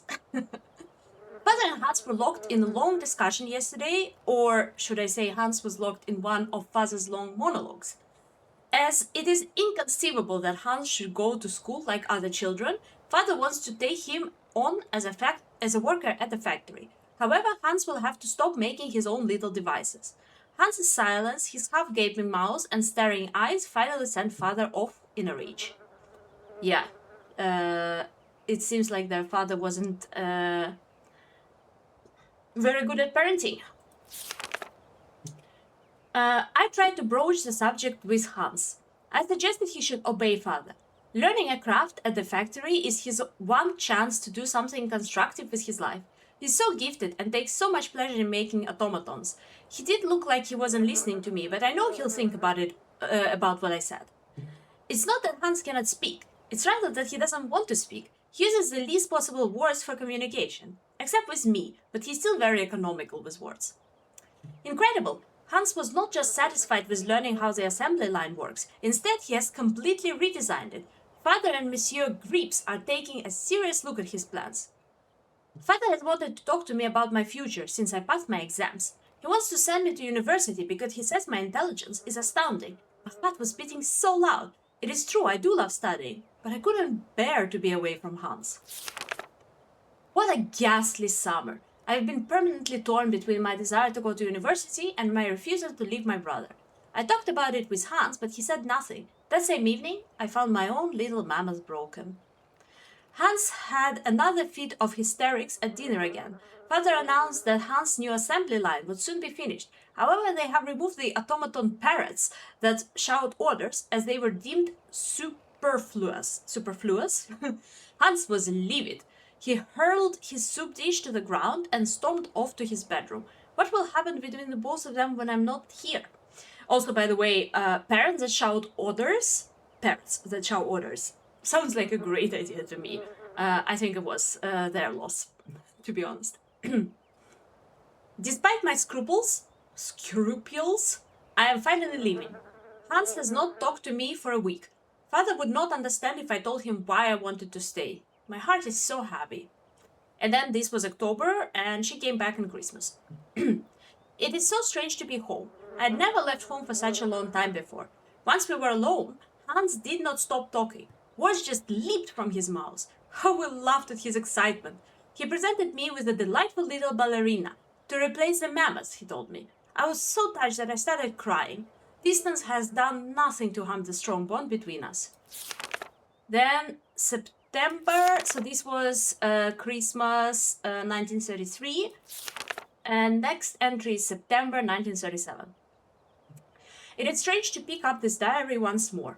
At first my impulse was to tear it up, but I resisted and instead succumbed to my second desire, which was to write for a while. I am alone in my attic once more. I've been home for 2 months now, and after a summer spent living with the intense joy of being reunited with my brother, Hans has returned to the factory. Father has aged so, and Gertrude's arthritis causes her terrible pain.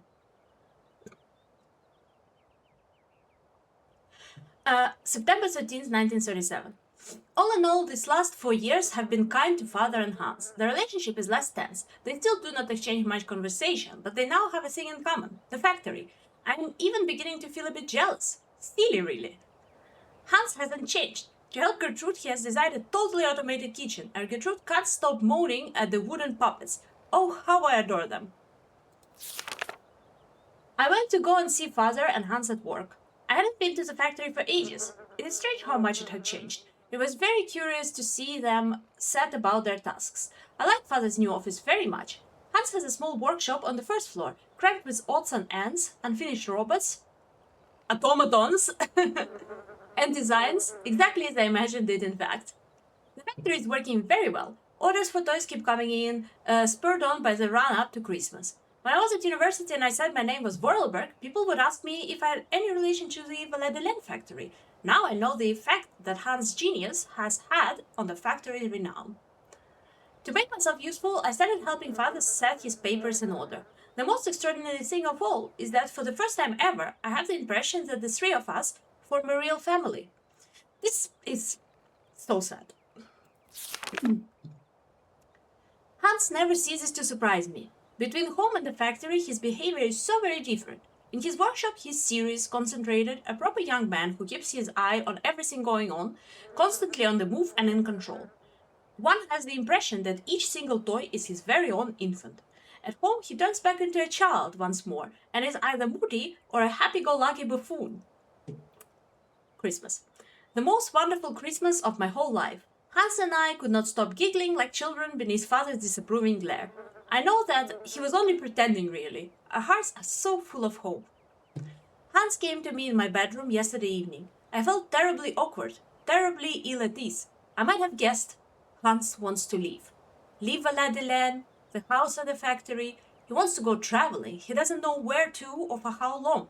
That's just like him. I was so shocked that I told him his plans were foolish. He left my room without a word. His head bowed.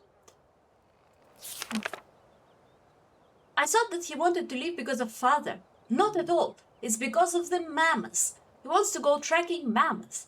I thought he had gotten over his obsession. I know my brother only too well. I wouldn't dream of telling him his quest is useless. It isn't worth it. He will not listen to reason. I was so selfish the other evening. I returned to talk to Hans and asked him gently if he was sure of his decision. I already know what the reply is going to be. Nothing will make him change his mind. Despite my profound sadness sadness and despair, I must help Hans fulfill the destiny he has chosen and announce the news to father. I fear the worst. The worst was worse than my fears. Father's anger was terrifying. He shut Hans away in his workshop at the factory and has forbidden all visits except from Gertrude, who feeds him. This is pure evil, if you ask me. Father has decided that Hans should remain locked up for as long as it takes for him to abandon his infantile decision. Gertrude tells me that Hans is very despondent yet highly resolute. The war is driving me mad. That's abuse. I know that these are like early 20th century, 1930s, but still. As soon as Gertrude returns from the factory, I hasten to get news of my little brother. He doesn't say anything, he just fiddles with bits and pieces. She replies every day with a sigh. I have tried desperately to reason with father, but I know I'm just wasting my breath.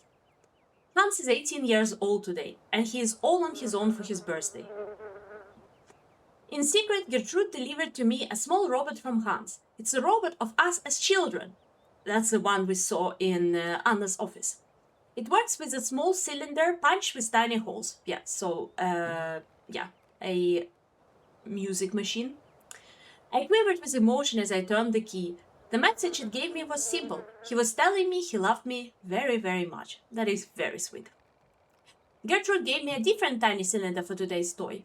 Hans is truly incredible. He has found a way of communicating between us and us alone in total secret. My days are spent eagerly awaiting Hans' messages. He has now resolved to run away. He is preparing his escape, like it was a game. Gertrude has returned and she's beside herself. Hans has disappeared. Father has not even deigned to return to the workshop where he locked up his son, nor find out how he managed to escape.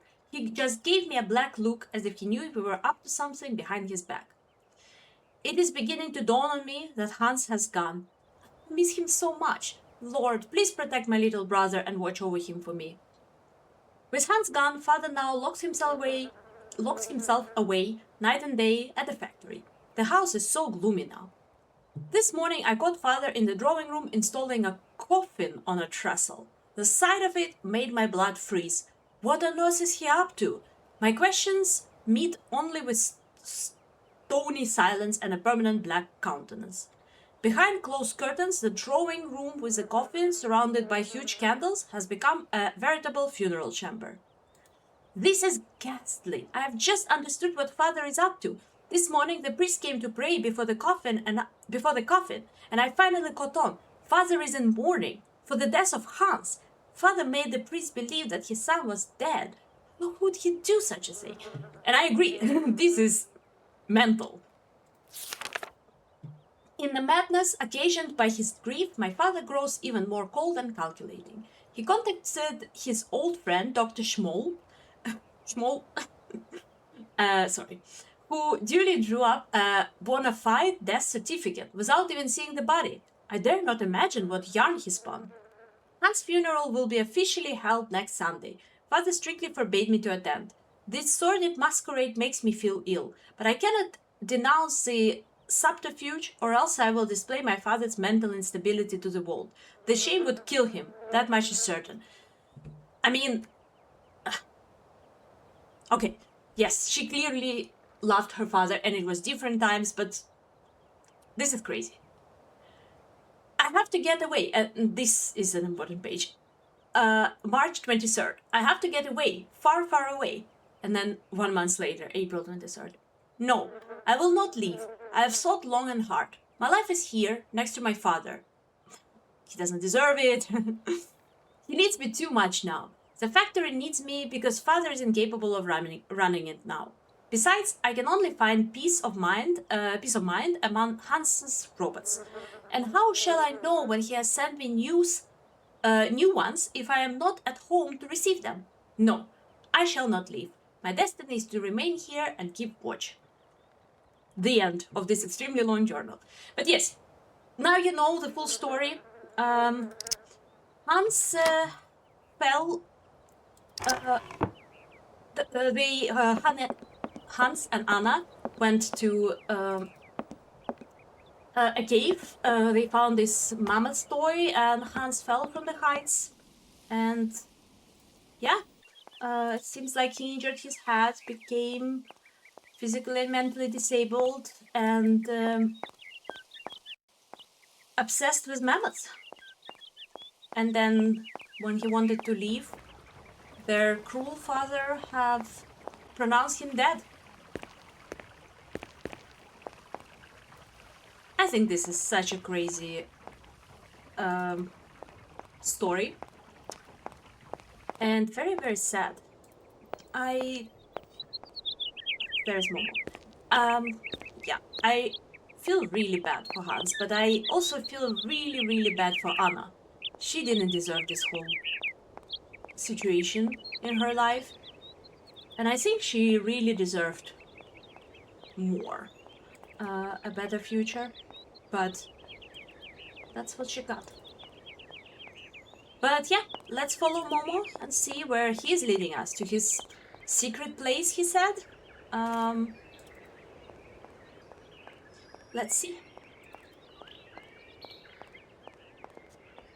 There he is.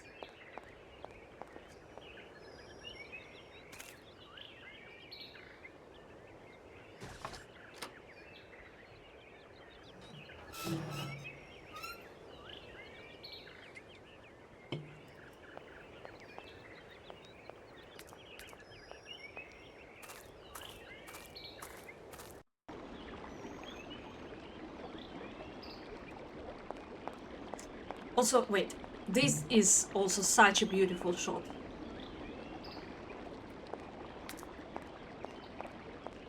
It's so pretty.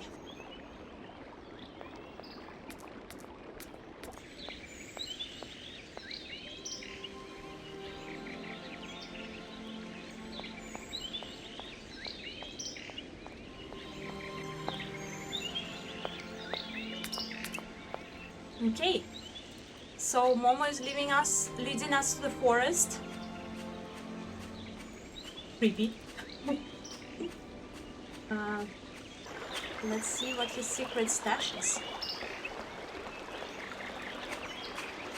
Also, I think this is a very good example. As you can see, the background looks quite different from Kate's model, and it's because backgrounds are not made with the same engine as the moving water or moving figures. This is basically a pre-rendered drawing that they then 3D'd a little bit and put it into game. And I think this was their way to overcome the technical limitations of the time, but I think this is so impressive, honestly. And very, very pretty. A boat.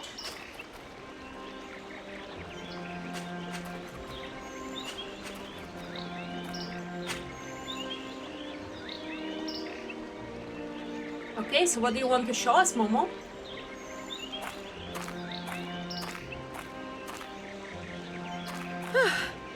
There you are, Momo.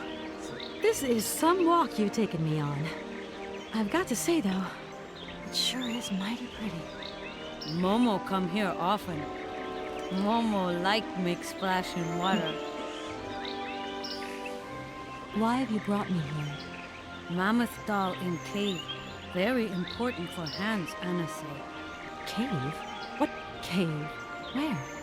Momo not liar. Yes, so Momo brought us to the cave where all those years ago, almost a century ago, as Anna said, Hans fell off and injured himself, and that have spun on this whole story. Right. Now we're here. What do we do? Kate and Momo throw stones in water. Momo, we're here because of the cave. Something to do with the cave. Momo and Kate, friends. Okay. Momo, I've got to go now. But see you later, maybe. Let's see if we can get to the cave. Yeah, I guess that's a cave. I can't go that way. Oh, come on, Kate. I'm sure you could have taken off your shoes and crossed this stream, but Sure, suit yourself. Let's find another way.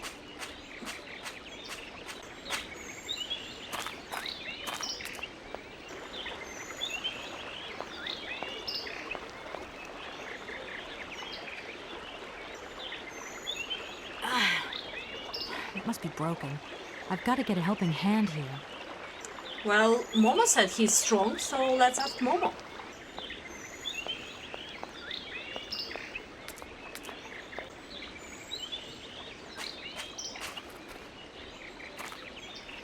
Momo, I've got something else I want to ask you. Momo listening. Can you help me, please? What do? Help me open the dam. Momo's strong.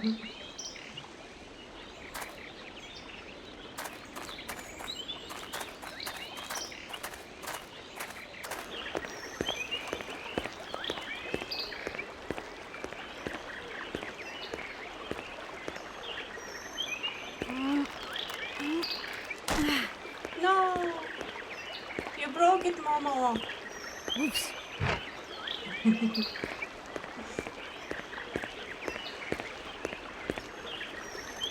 Damn. That looks broken.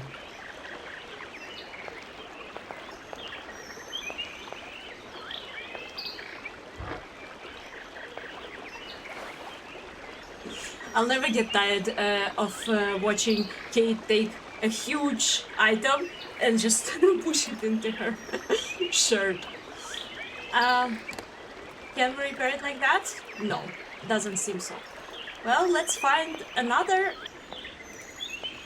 lever, I guess.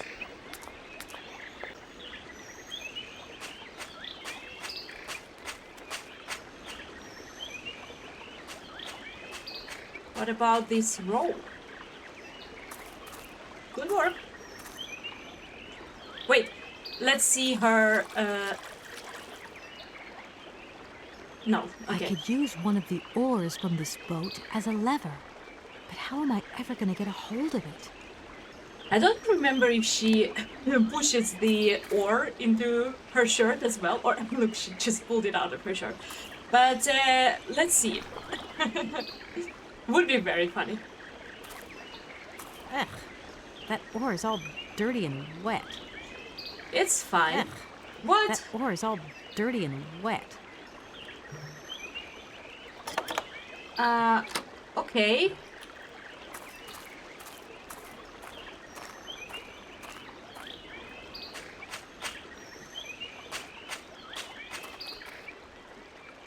Momo, I've got something else I want to ask you. Momo listening. I've moved the oar nearer. Be a good boy and carry it for me? Momo say yes. Yes, let's exploit the child.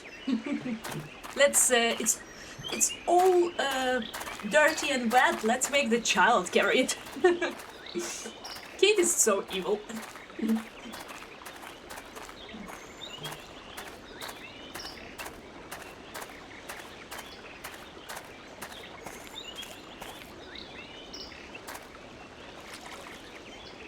Well, at least Momo doesn't mind.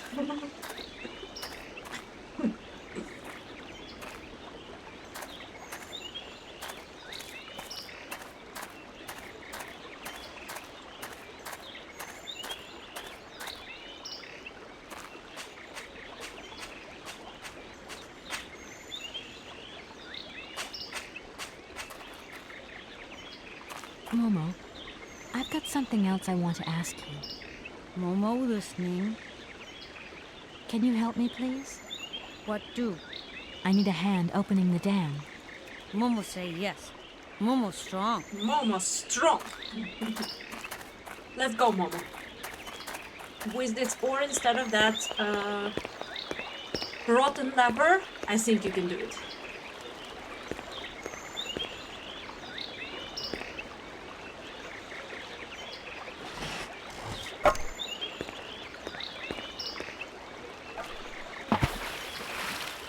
I really like the design of this game. I mean, you've seen how that part of the lever he pushed out fell into the water. Momo very strong. And the splash it Thank you, made. Momo. it's just so well thought through for the, you know, for the limitations that the games had at the time. This is very impressive.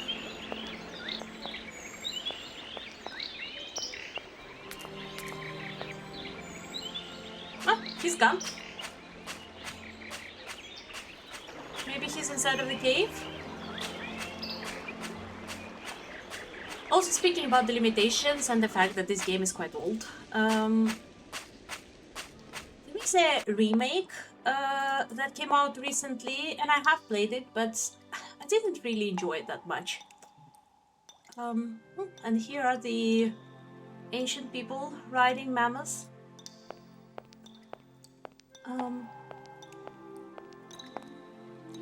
And there it is. The cursed mammoth doll. Now we have it. I don't think there's anything else here. No. This is very pretty as well. But yeah, I played the remake and it's not bad. Like the design of all these locations, they reworked it, and I think in a quite good way. But first of all, they kept all the cutscenes the same, like the original ones. Oh, let's see who's calling. Hello? Kate? Is that you? Well, yeah, who did you think it was? I didn't recognize your voice, that's all. Must be the distance or something. No, spill the beans. What's Europe like? You lucky lady, you. Honestly, I never get that kind of break. Well, so far all I've seen of Europe is this tiny village, and frankly, they're not very hospitable. The whole case is getting really complicated. There's this surprise heir I've got to find. No. I talked to Lynn who bumped into Joss and she had coffee with the head honcho this morning. You didn't sound at all happy. The client's meeting him tomorrow, and when Marston tells him that the sale's not even gone through yet, whoa, you're gonna be pleased you're on the other side of the ocean when that bomb goes off. Yeah, I get the picture. But so, how about yourself? What's up at work? We lost the Sarah Lou trial. I worked 5 months on that dumb case. I remember. So, for a bit of therapy, I went to Boomy's. The sale started yesterday.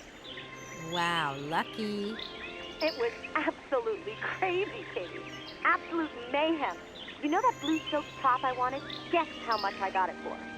I don't know, 250, 200?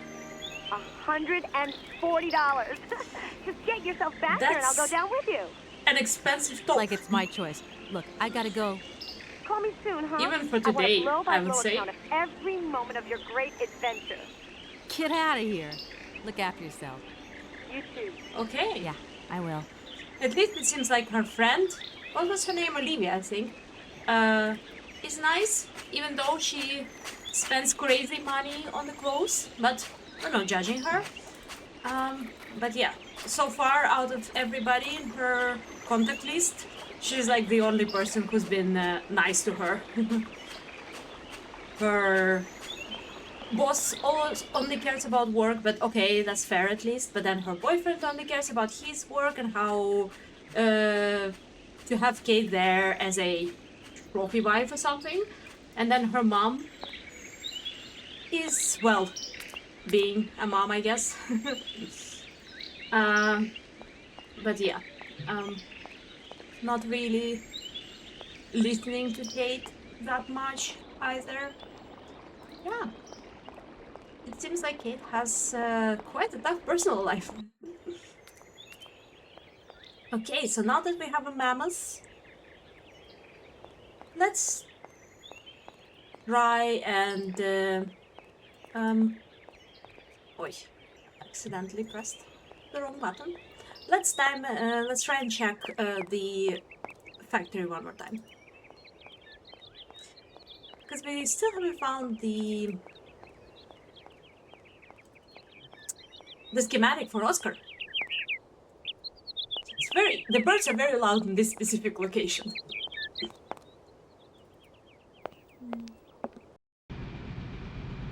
Okay, so we are back here in the factory. I just remembered that, because I haven't done this before, because I thought we were gonna get more hints, but I just remembered that, no, there are not gonna be any more hints. All the hints we get is this. that this is the wood they use, and then we have to basically guess what things shall we turn on. So what do you think? Is it this wood or this wood? I think it's this wood. Wait.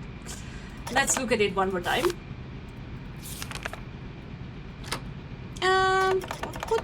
Could be this one. Okay. Yeah, I think it's this one. Let's try. And I guess we turn the one that gives us the light, and I don't think any other one gives us the light. Yes. And then we start the production. And then this very cool cutscene happens.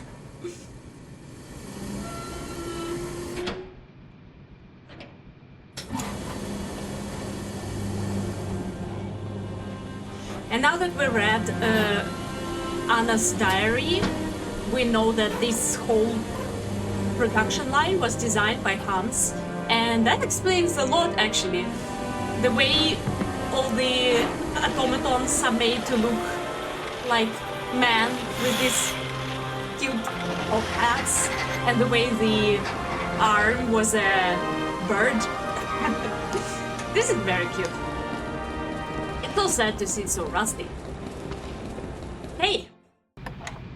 And also, since the cutscene initiated, it means we succeeded in making the correct choices. Otherwise, there would be no cutscene. I think Kate would just say, I don't think this is right, or something like that. Here they are. Let's see if Oscar is happy about them. Hopefully it's the correct model. What did he say? 2005_B or something like that? Not A, because A is inferior.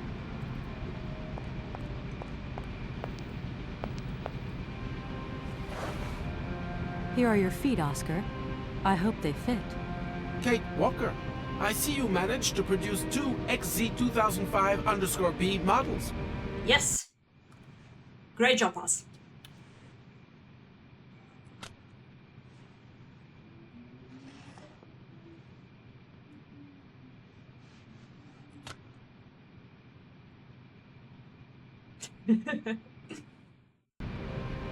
Great. Allow me to express a real feeling of joy, Kate Walker. They really suit you. Comfy? Very. You are very kind, Kate Walker. I am sorry to have to leave you. Where are you going? I must find my train. Its departure is imminent. Okay.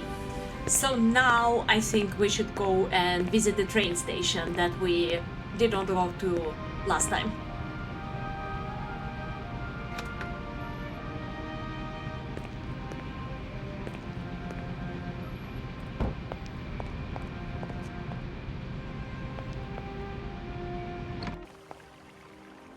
It was this way, I think.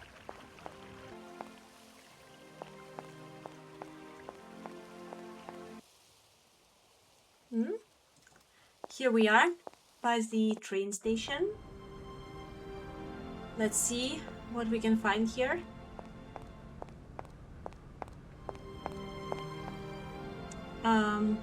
A ticket stand. Oh, and this is the train, I assume. Oh, and we can get on it. I forgot that we can do it already. Let's see. Is it open? Yes! And this is Oscar. Let's chat to him. Hey there, Oscar. My functions do not permit me familiarity, Kate Walker. Even if you are my first and only passenger. Me? Your passenger? Yes, you, Kate Walker. Is it not for that reason you completed my production process? If you say so. This train is amazing. I'm going to travel like a princess. So she doesn't mind it I anymore. am happy that you like it, Kate Walker. The fact that she has to travel by this train. This train has been designed to optimize passenger comfort.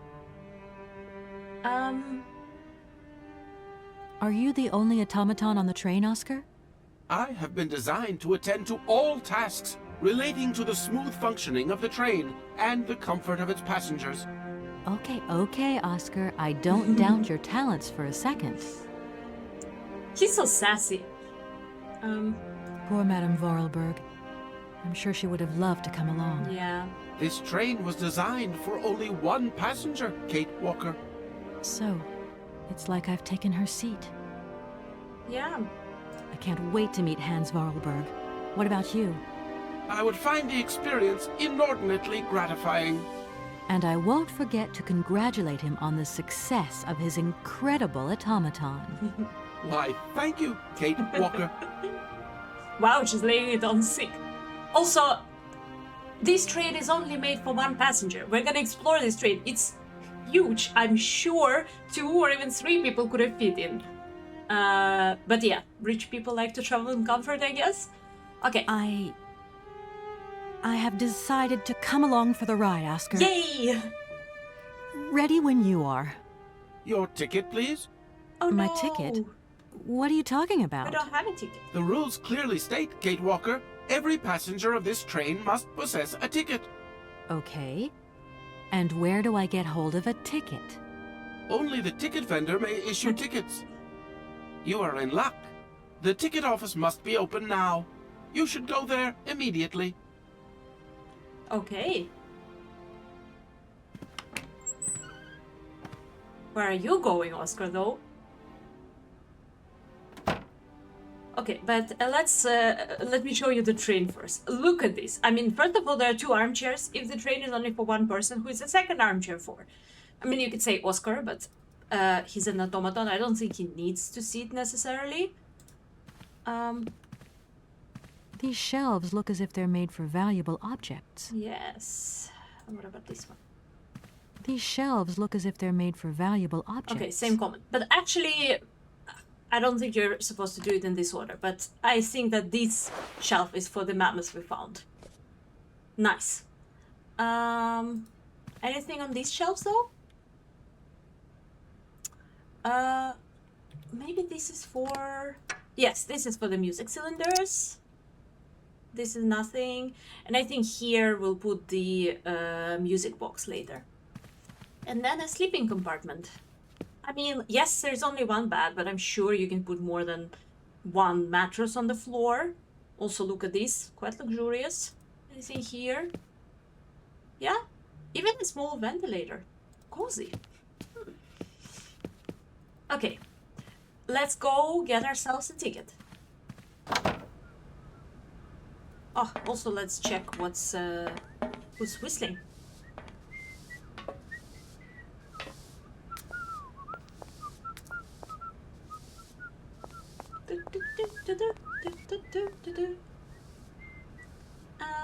No, I think the whistling person is that way? Yeah. Oh, there he is. Ah, uninteractable. Okay, then let's cross to the other side through this bridge, so we get a better view over the train. Quite nice, right? Okay. Let's see. Last time when we passed by the ticket office, no one was there. Hopefully someone came by. Ah! Look at that! Who is this guy? It's you? What can I do for you, madam? But Oscar, it's me, Kate Walker. Correct. Your name is indeed Kate Walker. What can I do for you, Kate Walker? A train ticket, please. Why, do you sell anything else? The only function of this ticket office is to issue tickets. You are requested to accelerate operations. The office closes in exactly 3 minutes. What can I do for you? A ticket, please. 1 ticket? Yes. 1 ticket. What is your final destination? I don't know. It's you who told me I had to get a ticket. A ticket to travel, then. Yes. I remember when I was a kid and I did this sequence, I was so annoyed at Oscar. A train ticket for the mechanical railway departing from Valadilène. The ticket is valid for 1 person and should be presented to any official of the mechanical railway when so required. And the only official we know is Oscar. Okay. Mettre alphabet practice. Authorization for access to all of the parts of the movable and immovable estate continuing part of an inherit. Constituting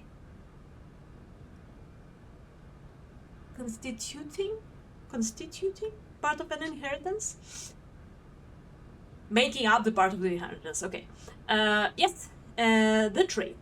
The present document stamped by the recognized permitting authority entitles the holder of this document access to the aforementioned property.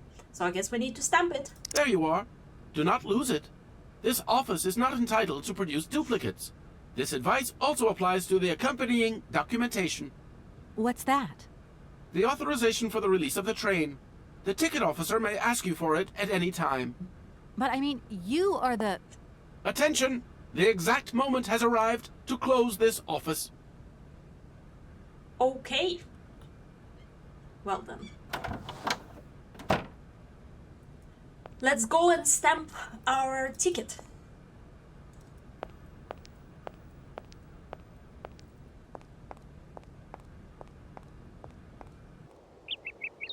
The loud birds again.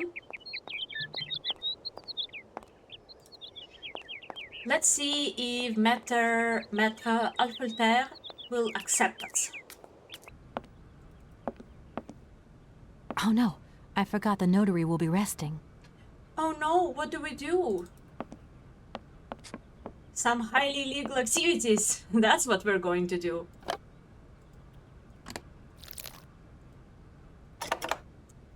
No. The wrong document. Yes.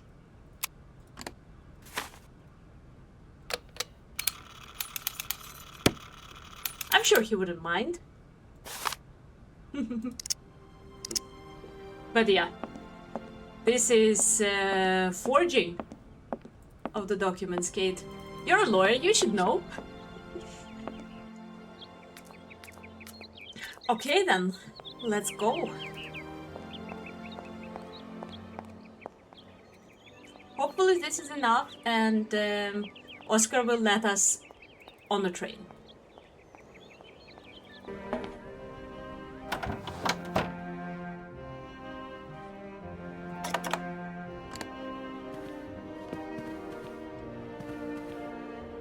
Yes, let's see if this ticket is enough. There you are, Oscar. Does this mean we can leave now? I cannot accept this ticket for the moment, Kate Walker. Keep it. Why don't you want to take my ticket? I must abide by regulations, Kate Walker. Not all departure conditions have been fulfilled. I must confirm your departure release. We have the you document. Can be a real stickler for the rules, Oscar, my old fellow. Well, yeah, but good thing we have the document. Here it is. Here. This is your stupid train release ratification, Oscar. Thank you, Kate Walker. That is perfect. Will you accept the ticket now?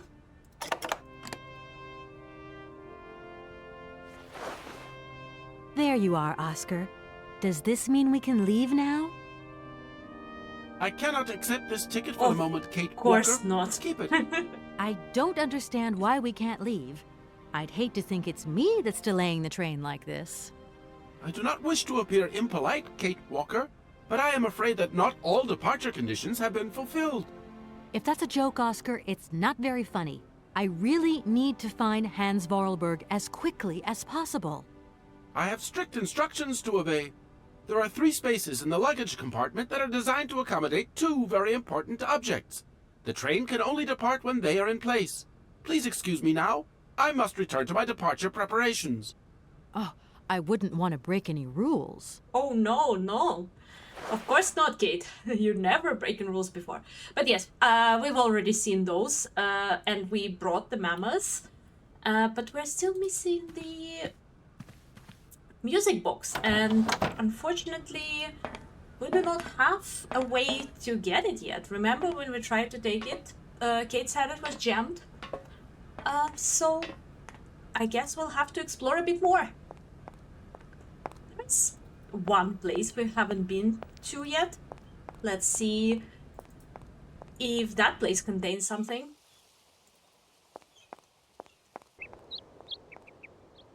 So this is our hotel, And remember earlier when we arrived, we have seen a funeral procession heading that way. Let's talk to this person first, though. Good morning. Good morning. What a pleasure to meet such a lovely young lady honoring our aging streets. Thank Please, you. Please sit yourself down next to me so we can enjoy the air together. It would be a pleasure, but I'm afraid I don't have the time. Some other time, maybe. It's I not hope gonna so, happen miss. some other I remember time. when these streets were full of vibrant life. In those days, there was a charming encounter to be had round every corner. Our good little town of Valadilène is not what it used to be. No. It looks like things have changed a bit around here. Our children have all left the valley. They need to earn a living, don't they? Can't really blame them. You have to move with the times, don't you? And it's not at the Voralberg factory that they'll find jobs. Being Unfortunately. excluded from the world is not an easy burden to bear, believe you me, miss. But it's such a pretty little village. I can tell you're not from these parts. I hope you enjoy the pleasures that we still have to offer. Good day to you. Yeah. I really like the storytelling in this game. It's not like straight into your face. You learn about the town of Valadilène from walking around, talking to locals, seeing all the ruins. Well, maybe ruins is a bit loud or a bit too much, but you know, the decaying architecture and so on. But yes, this is the other place we haven't been to yet. A church, a local church, and a cemetery. But let's first see who's calling us. Hello. Kate, so what's new? Our boss? We've got a problem, Mr. Marson. What problem? Come on, Kate, don't beat around the bush. There's maybe an heir. What? Hans, Anna Voralberg's brother. Looks like he's still alive. For Mr. We Persson. can't buy the factory without his consent. What? What is this? Where's this mystery brother come from? And more to the point, where is he? What did the notary say? Nothing. I mean, nothing else. You know, sir, it's an odd town here. Everything's odd. The people, things. The situation's not straightforward. I have a small bit of research to do. Listen to me, Kate. Universal Toys is one of our biggest clients, and I don't care how weird that town is. All that matters is that you do not set foot back in New York before you've tied up the deal. Get the picture. Yes, Mr. Marson. Shield. You can count on me. Darn it. He's so rude. But I guess we don't choose our bosses. Let's check on the right first. So what's this? This is a huge church for such a tiny village. Also, doesn't this remind you of something? Actually, it doesn't allow you to put them incorrectly, so... the puzzles in this game are not super intense, as you might have noticed, but... it's still fun. The animation's nice, story's nice. Oh, we're going to the church bell tower. Let's see what we have here. Some automatons. An organ? Oh, and a bird. Cute. Yeah. If that's going to work, it looks like something's missing. Yeah, I think we need another punch card. Oh, and a little bird. It flew away. Well, we'll come back here when we have something to put into that machine.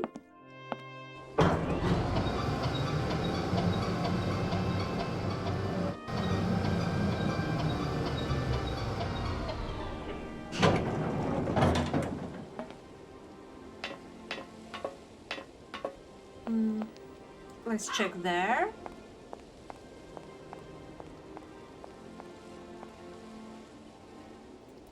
This is a very creepy tree. Very fitting for the cemetery.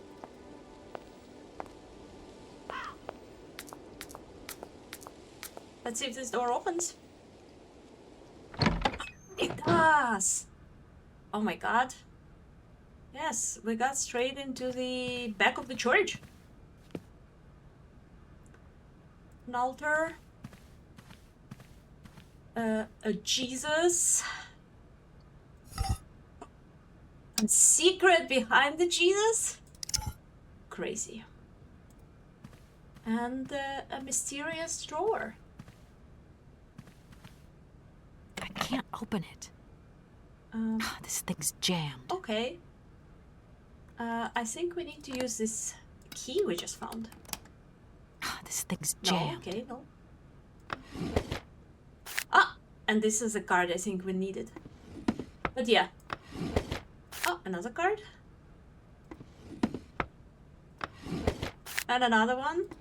Stealing from the priests. Speaking about illegal activity. Have we checked everyone? Check this one. Second. Third. Oh, I haven't checked this one. Or maybe we have. Nothing here. What's that? Interesting. No. No. Okay. What do we have here? So now we have 4 different punch cards. We don't really know yet which one we need to use. But let's see if this door opens. No, of course No not. point. It's locked. Then let's get out and try to enter through the front door.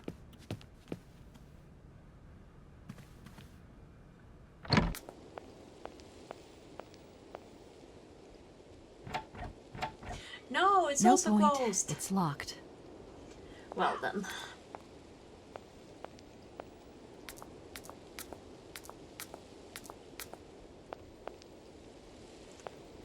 Okay, let's check here then.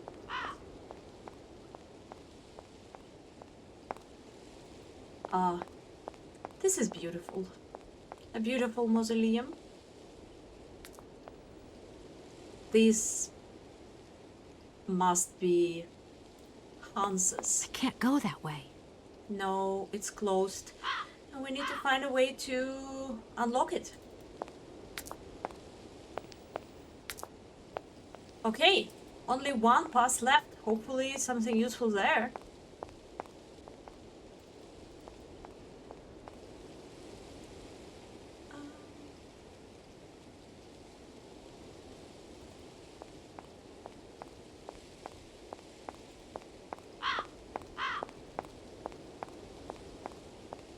Doesn't look so.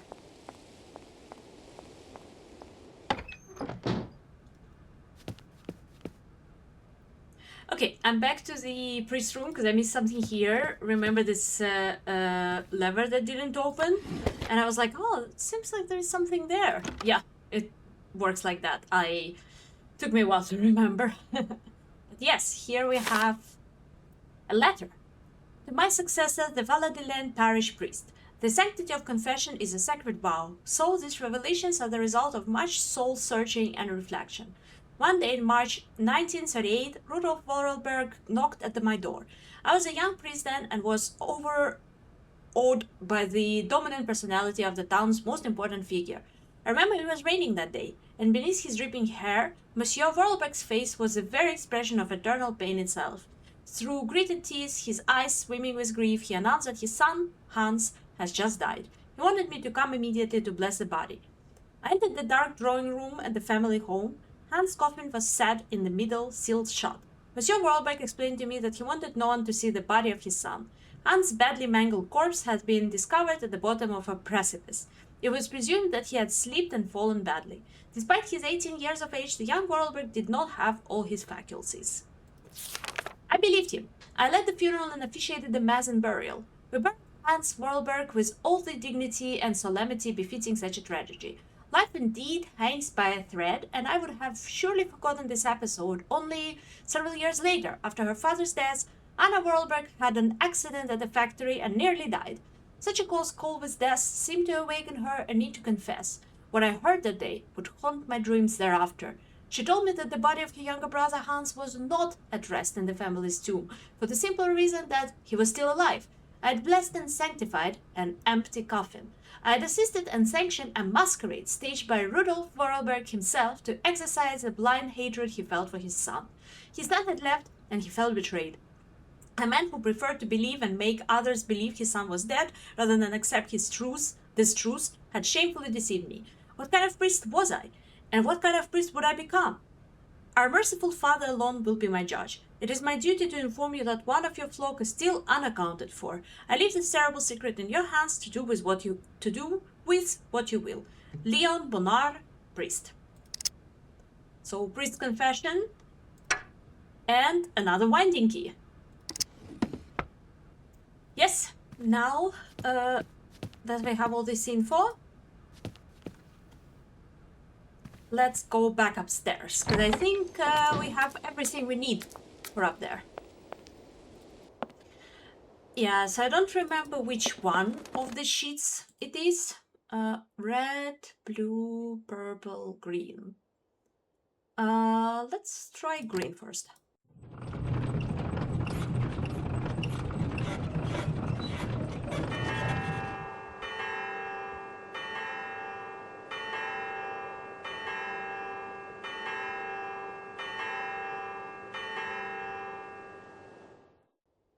No, I don't think it was green. Well, then let's try purple.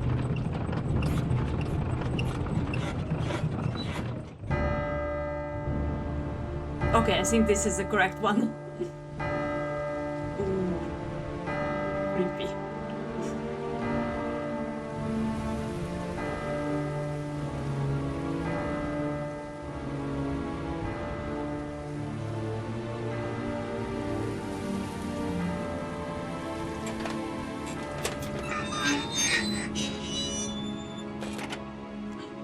And this is a place I where no longer we need use... these punch cards.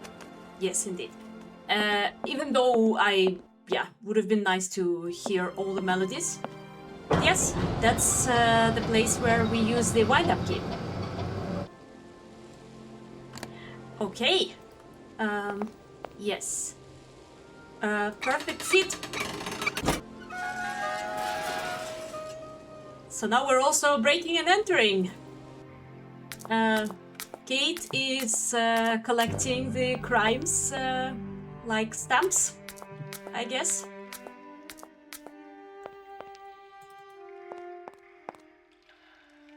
This looks almost like a morgue. Anna. So this is where she was buried today or yesterday, and this is Hans's grave. It does give morgue a lot. I mean, we know that his body is not in there, but it's still very creepy, I would say.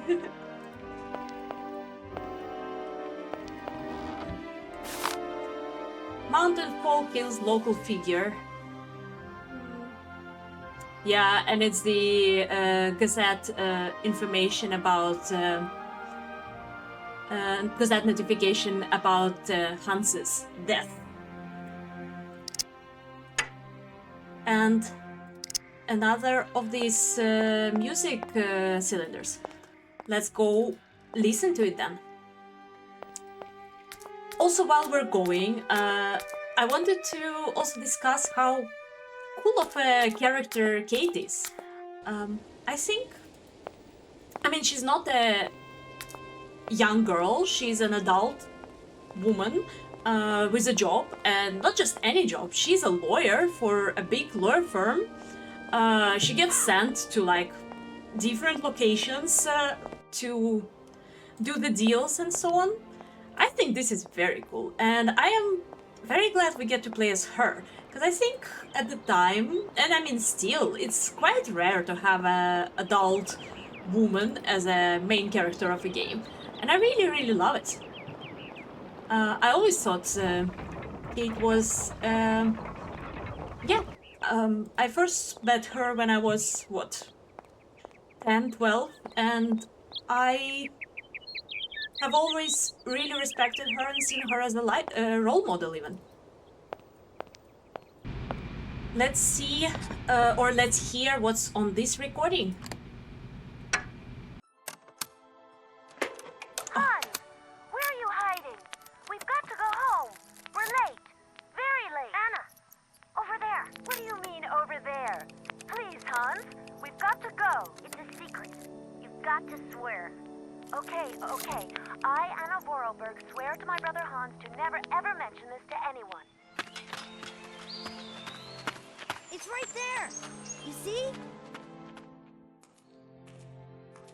But it's dark in there. Don't worry, I took a lantern. From the factory. Girls, honestly. You won't look so clever when Father notices you've stolen one of his lanterns. Typical siblings. I'm all covered in mud because Sibling of you. energy. Look, Anna. Look. I've seen paintings like this in a library book. They're like... You swore, Anna. It's a secret between you and me. Hey, look.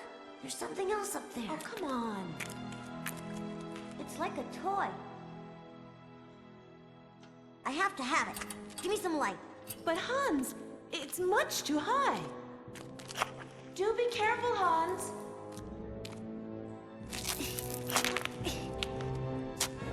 Hans, be careful.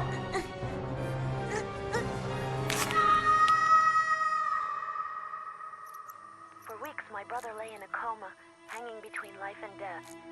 And then one morning he opened his eyes, but I knew he would never be the same again. We never did return to the cave, and to this day, I have never ever betrayed our secret.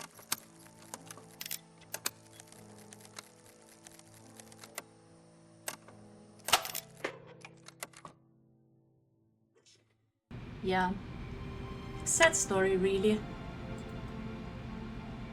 Yes, but I think now we have everything we need to depart. But yeah, I think it's a very sad story, and it's very unfair how the life treated them. Both Hans, of course, but also Anna. Honestly, I especially feel bad for Anna, because Hans at least got to travel, got to follow his dreams. But Anna, she had to stay here at the factory all her life,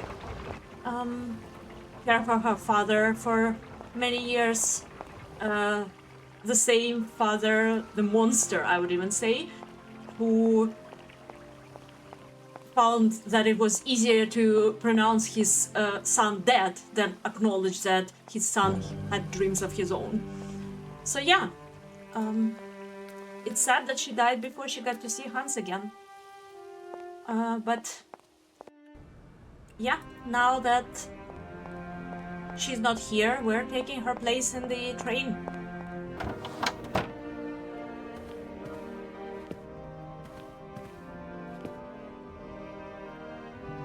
Yes, so now it's time to put the mechanical toy in. And if I were to watch one of those cylinders again... Okay. Yeah, I don't think we want to rewatch it. Let's just put it onto the display case. And so far we only have two, but I think we'll find more as we go. Is that it, Oscar? Please tell me we have everything we need. Do we? Are we allowed to finally depart? There you are, Oscar. Does this mean we can leave now? I cannot accept this ticket for the moment, Kate. What Walker. are we missing? Keep it. I don't understand why you're still refusing to take this ticket. Everything is in order, and an engineer prides himself on punctuality. Yes, Oscar, I remember. But what now? But what's up, Oscar? Why haven't you returned to your engine room? If I may be so bold as to express a personal opinion on this matter, Kate Walker? I'm all ears, Oscar. I fear we have omitted to wind up the locomotive springs. Is that all? Then let's do it, for Christ's sake. I'm afraid I have no notion of how to implement this function, Kate Walker. It would seem that the makeshift completion of my production process is responsible for a lack of instruction on this matter. Okay, right. I'll see to that myself then. I mean, a wind-up train can't be that complicated. You wait there. I won't be long. Thank you, Kate Walker. Yes, Oscar. We'll do it for you. We can do everything for you. Oh, I love him so much. You deserve everything, Oscar. Princess treatment.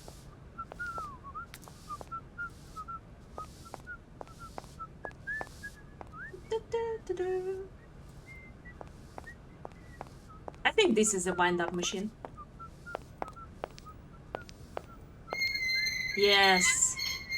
The classic Voralberg winding key.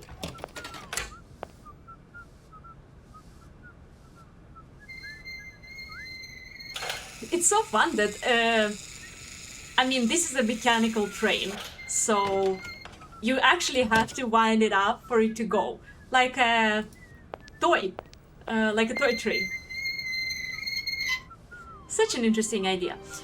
And you might be wondering, will this amount of charge be enough for our trip? I'm wondering the same, but I guess we'll learn very soon. Okay, Oscar, I really hope we have done everything we needed and that we're ready to go. But not before we have another phone call. Conversation. Kate, it's me again. I Dan, see. I was gonna call you. Stupid boyfriend. Yeah. Are you mad at me? No. I just called Marson and Lormont. They told me you weren't expected to return this week. Oh, yeah. So when are you coming home? I don't know. There's nothing I can do about it. The situation is kind of tricky, you know. At the beginning of next week, I hope. Yeah, whenever. Dan, please. What? Just hang in there, okay? The stakes are higher than I thought. And you know how much I love this job. I suppose it's neither here nor anywhere to you that the Goldbergs are going to... It is. I mean, it isn't. I mean, Dan, this really He isn't only the cares moment. about himself, You honestly. know I'm thinking about you. I love you, sweetheart, He and I'll doesn't give you a deserve call it, when I Kate. have some news. Promise. I've got to go now. I've got kind of a train to catch. A train? Where are you off to now? This is crazy, Kate. It's To tell her you the job, truth, dude. I have no idea. Love you, honey. You know that. Kate! Like, she's really just doing her job. I mean, he even got a call from her firm saying that she will need to go and stay for a bit longer, and he's being bad about it because this ruins his plans. What a bitch. I'm sorry.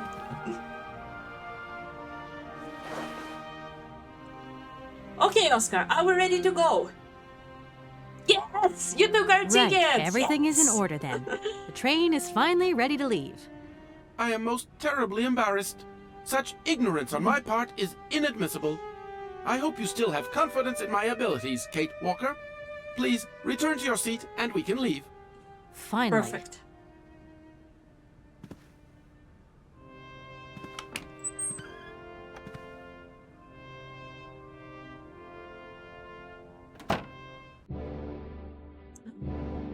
Finally, a train departure. Let's see.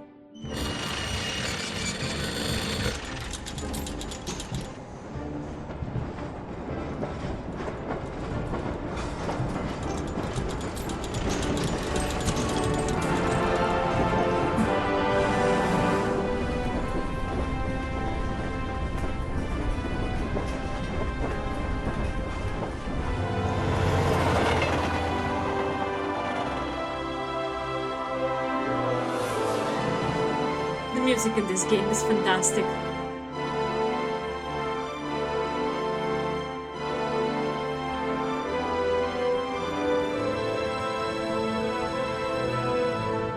And the art direction.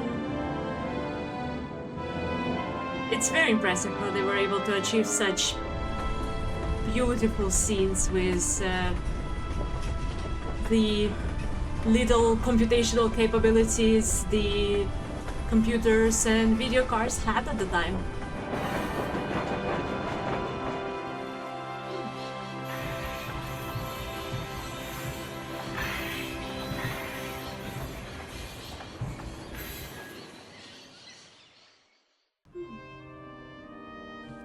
Where are we? Why did we stop? Where are we, Oscar? at the Exactly. halls of residence of Barockstadt University. And do we really have to stop here? The situation is incompatible with the pursuit of our journey. What What do are you mean? waiting for then? Wind them up, find a way. There must be some sort of train winding thing just laying around in this weirdo station. I have seen nothing that fits that description, Kate Walker. I guess we'd better find out then. I do not like this station. The atmospheric humidity is detrimental to my sophisticated wheel workings. He's such I a will wait drama for you queen. inside the train. Wimp. Wimp. Okay. Oscar, see you later, alligator. Oh In a no. while, Kate Walker. I love this game. But yes, I think this is a good place to stop the first episode. We have now arrived to our second destination or second stop, the Barockstadt University. And next time we'll continue with trying to find a way to wind up our mechanical toy train. Yeah. I was very happy that I was able to record this video, and I hope if you're watching this that you enjoyed it. And yeah, I think I haven't finished one thought earlier, and it was why am I playing the old Syberia, not the remake. And not that I hate the remake, I liked it, but it just lacks the same vibe. And I think the biggest part of this vibe I'm talking about is just nostalgia, because this is the Syberia for me. But yeah, that's why I decided to play the original. So yeah, I hope you liked it. If you have played this game, I hope this is making you feel as nostalgic as it is making me feel. And if you haven't played Syberia before, I hope this video was interesting to you, and then maybe that it motivated you to try it for yourself. And see you in the next episode. Bye!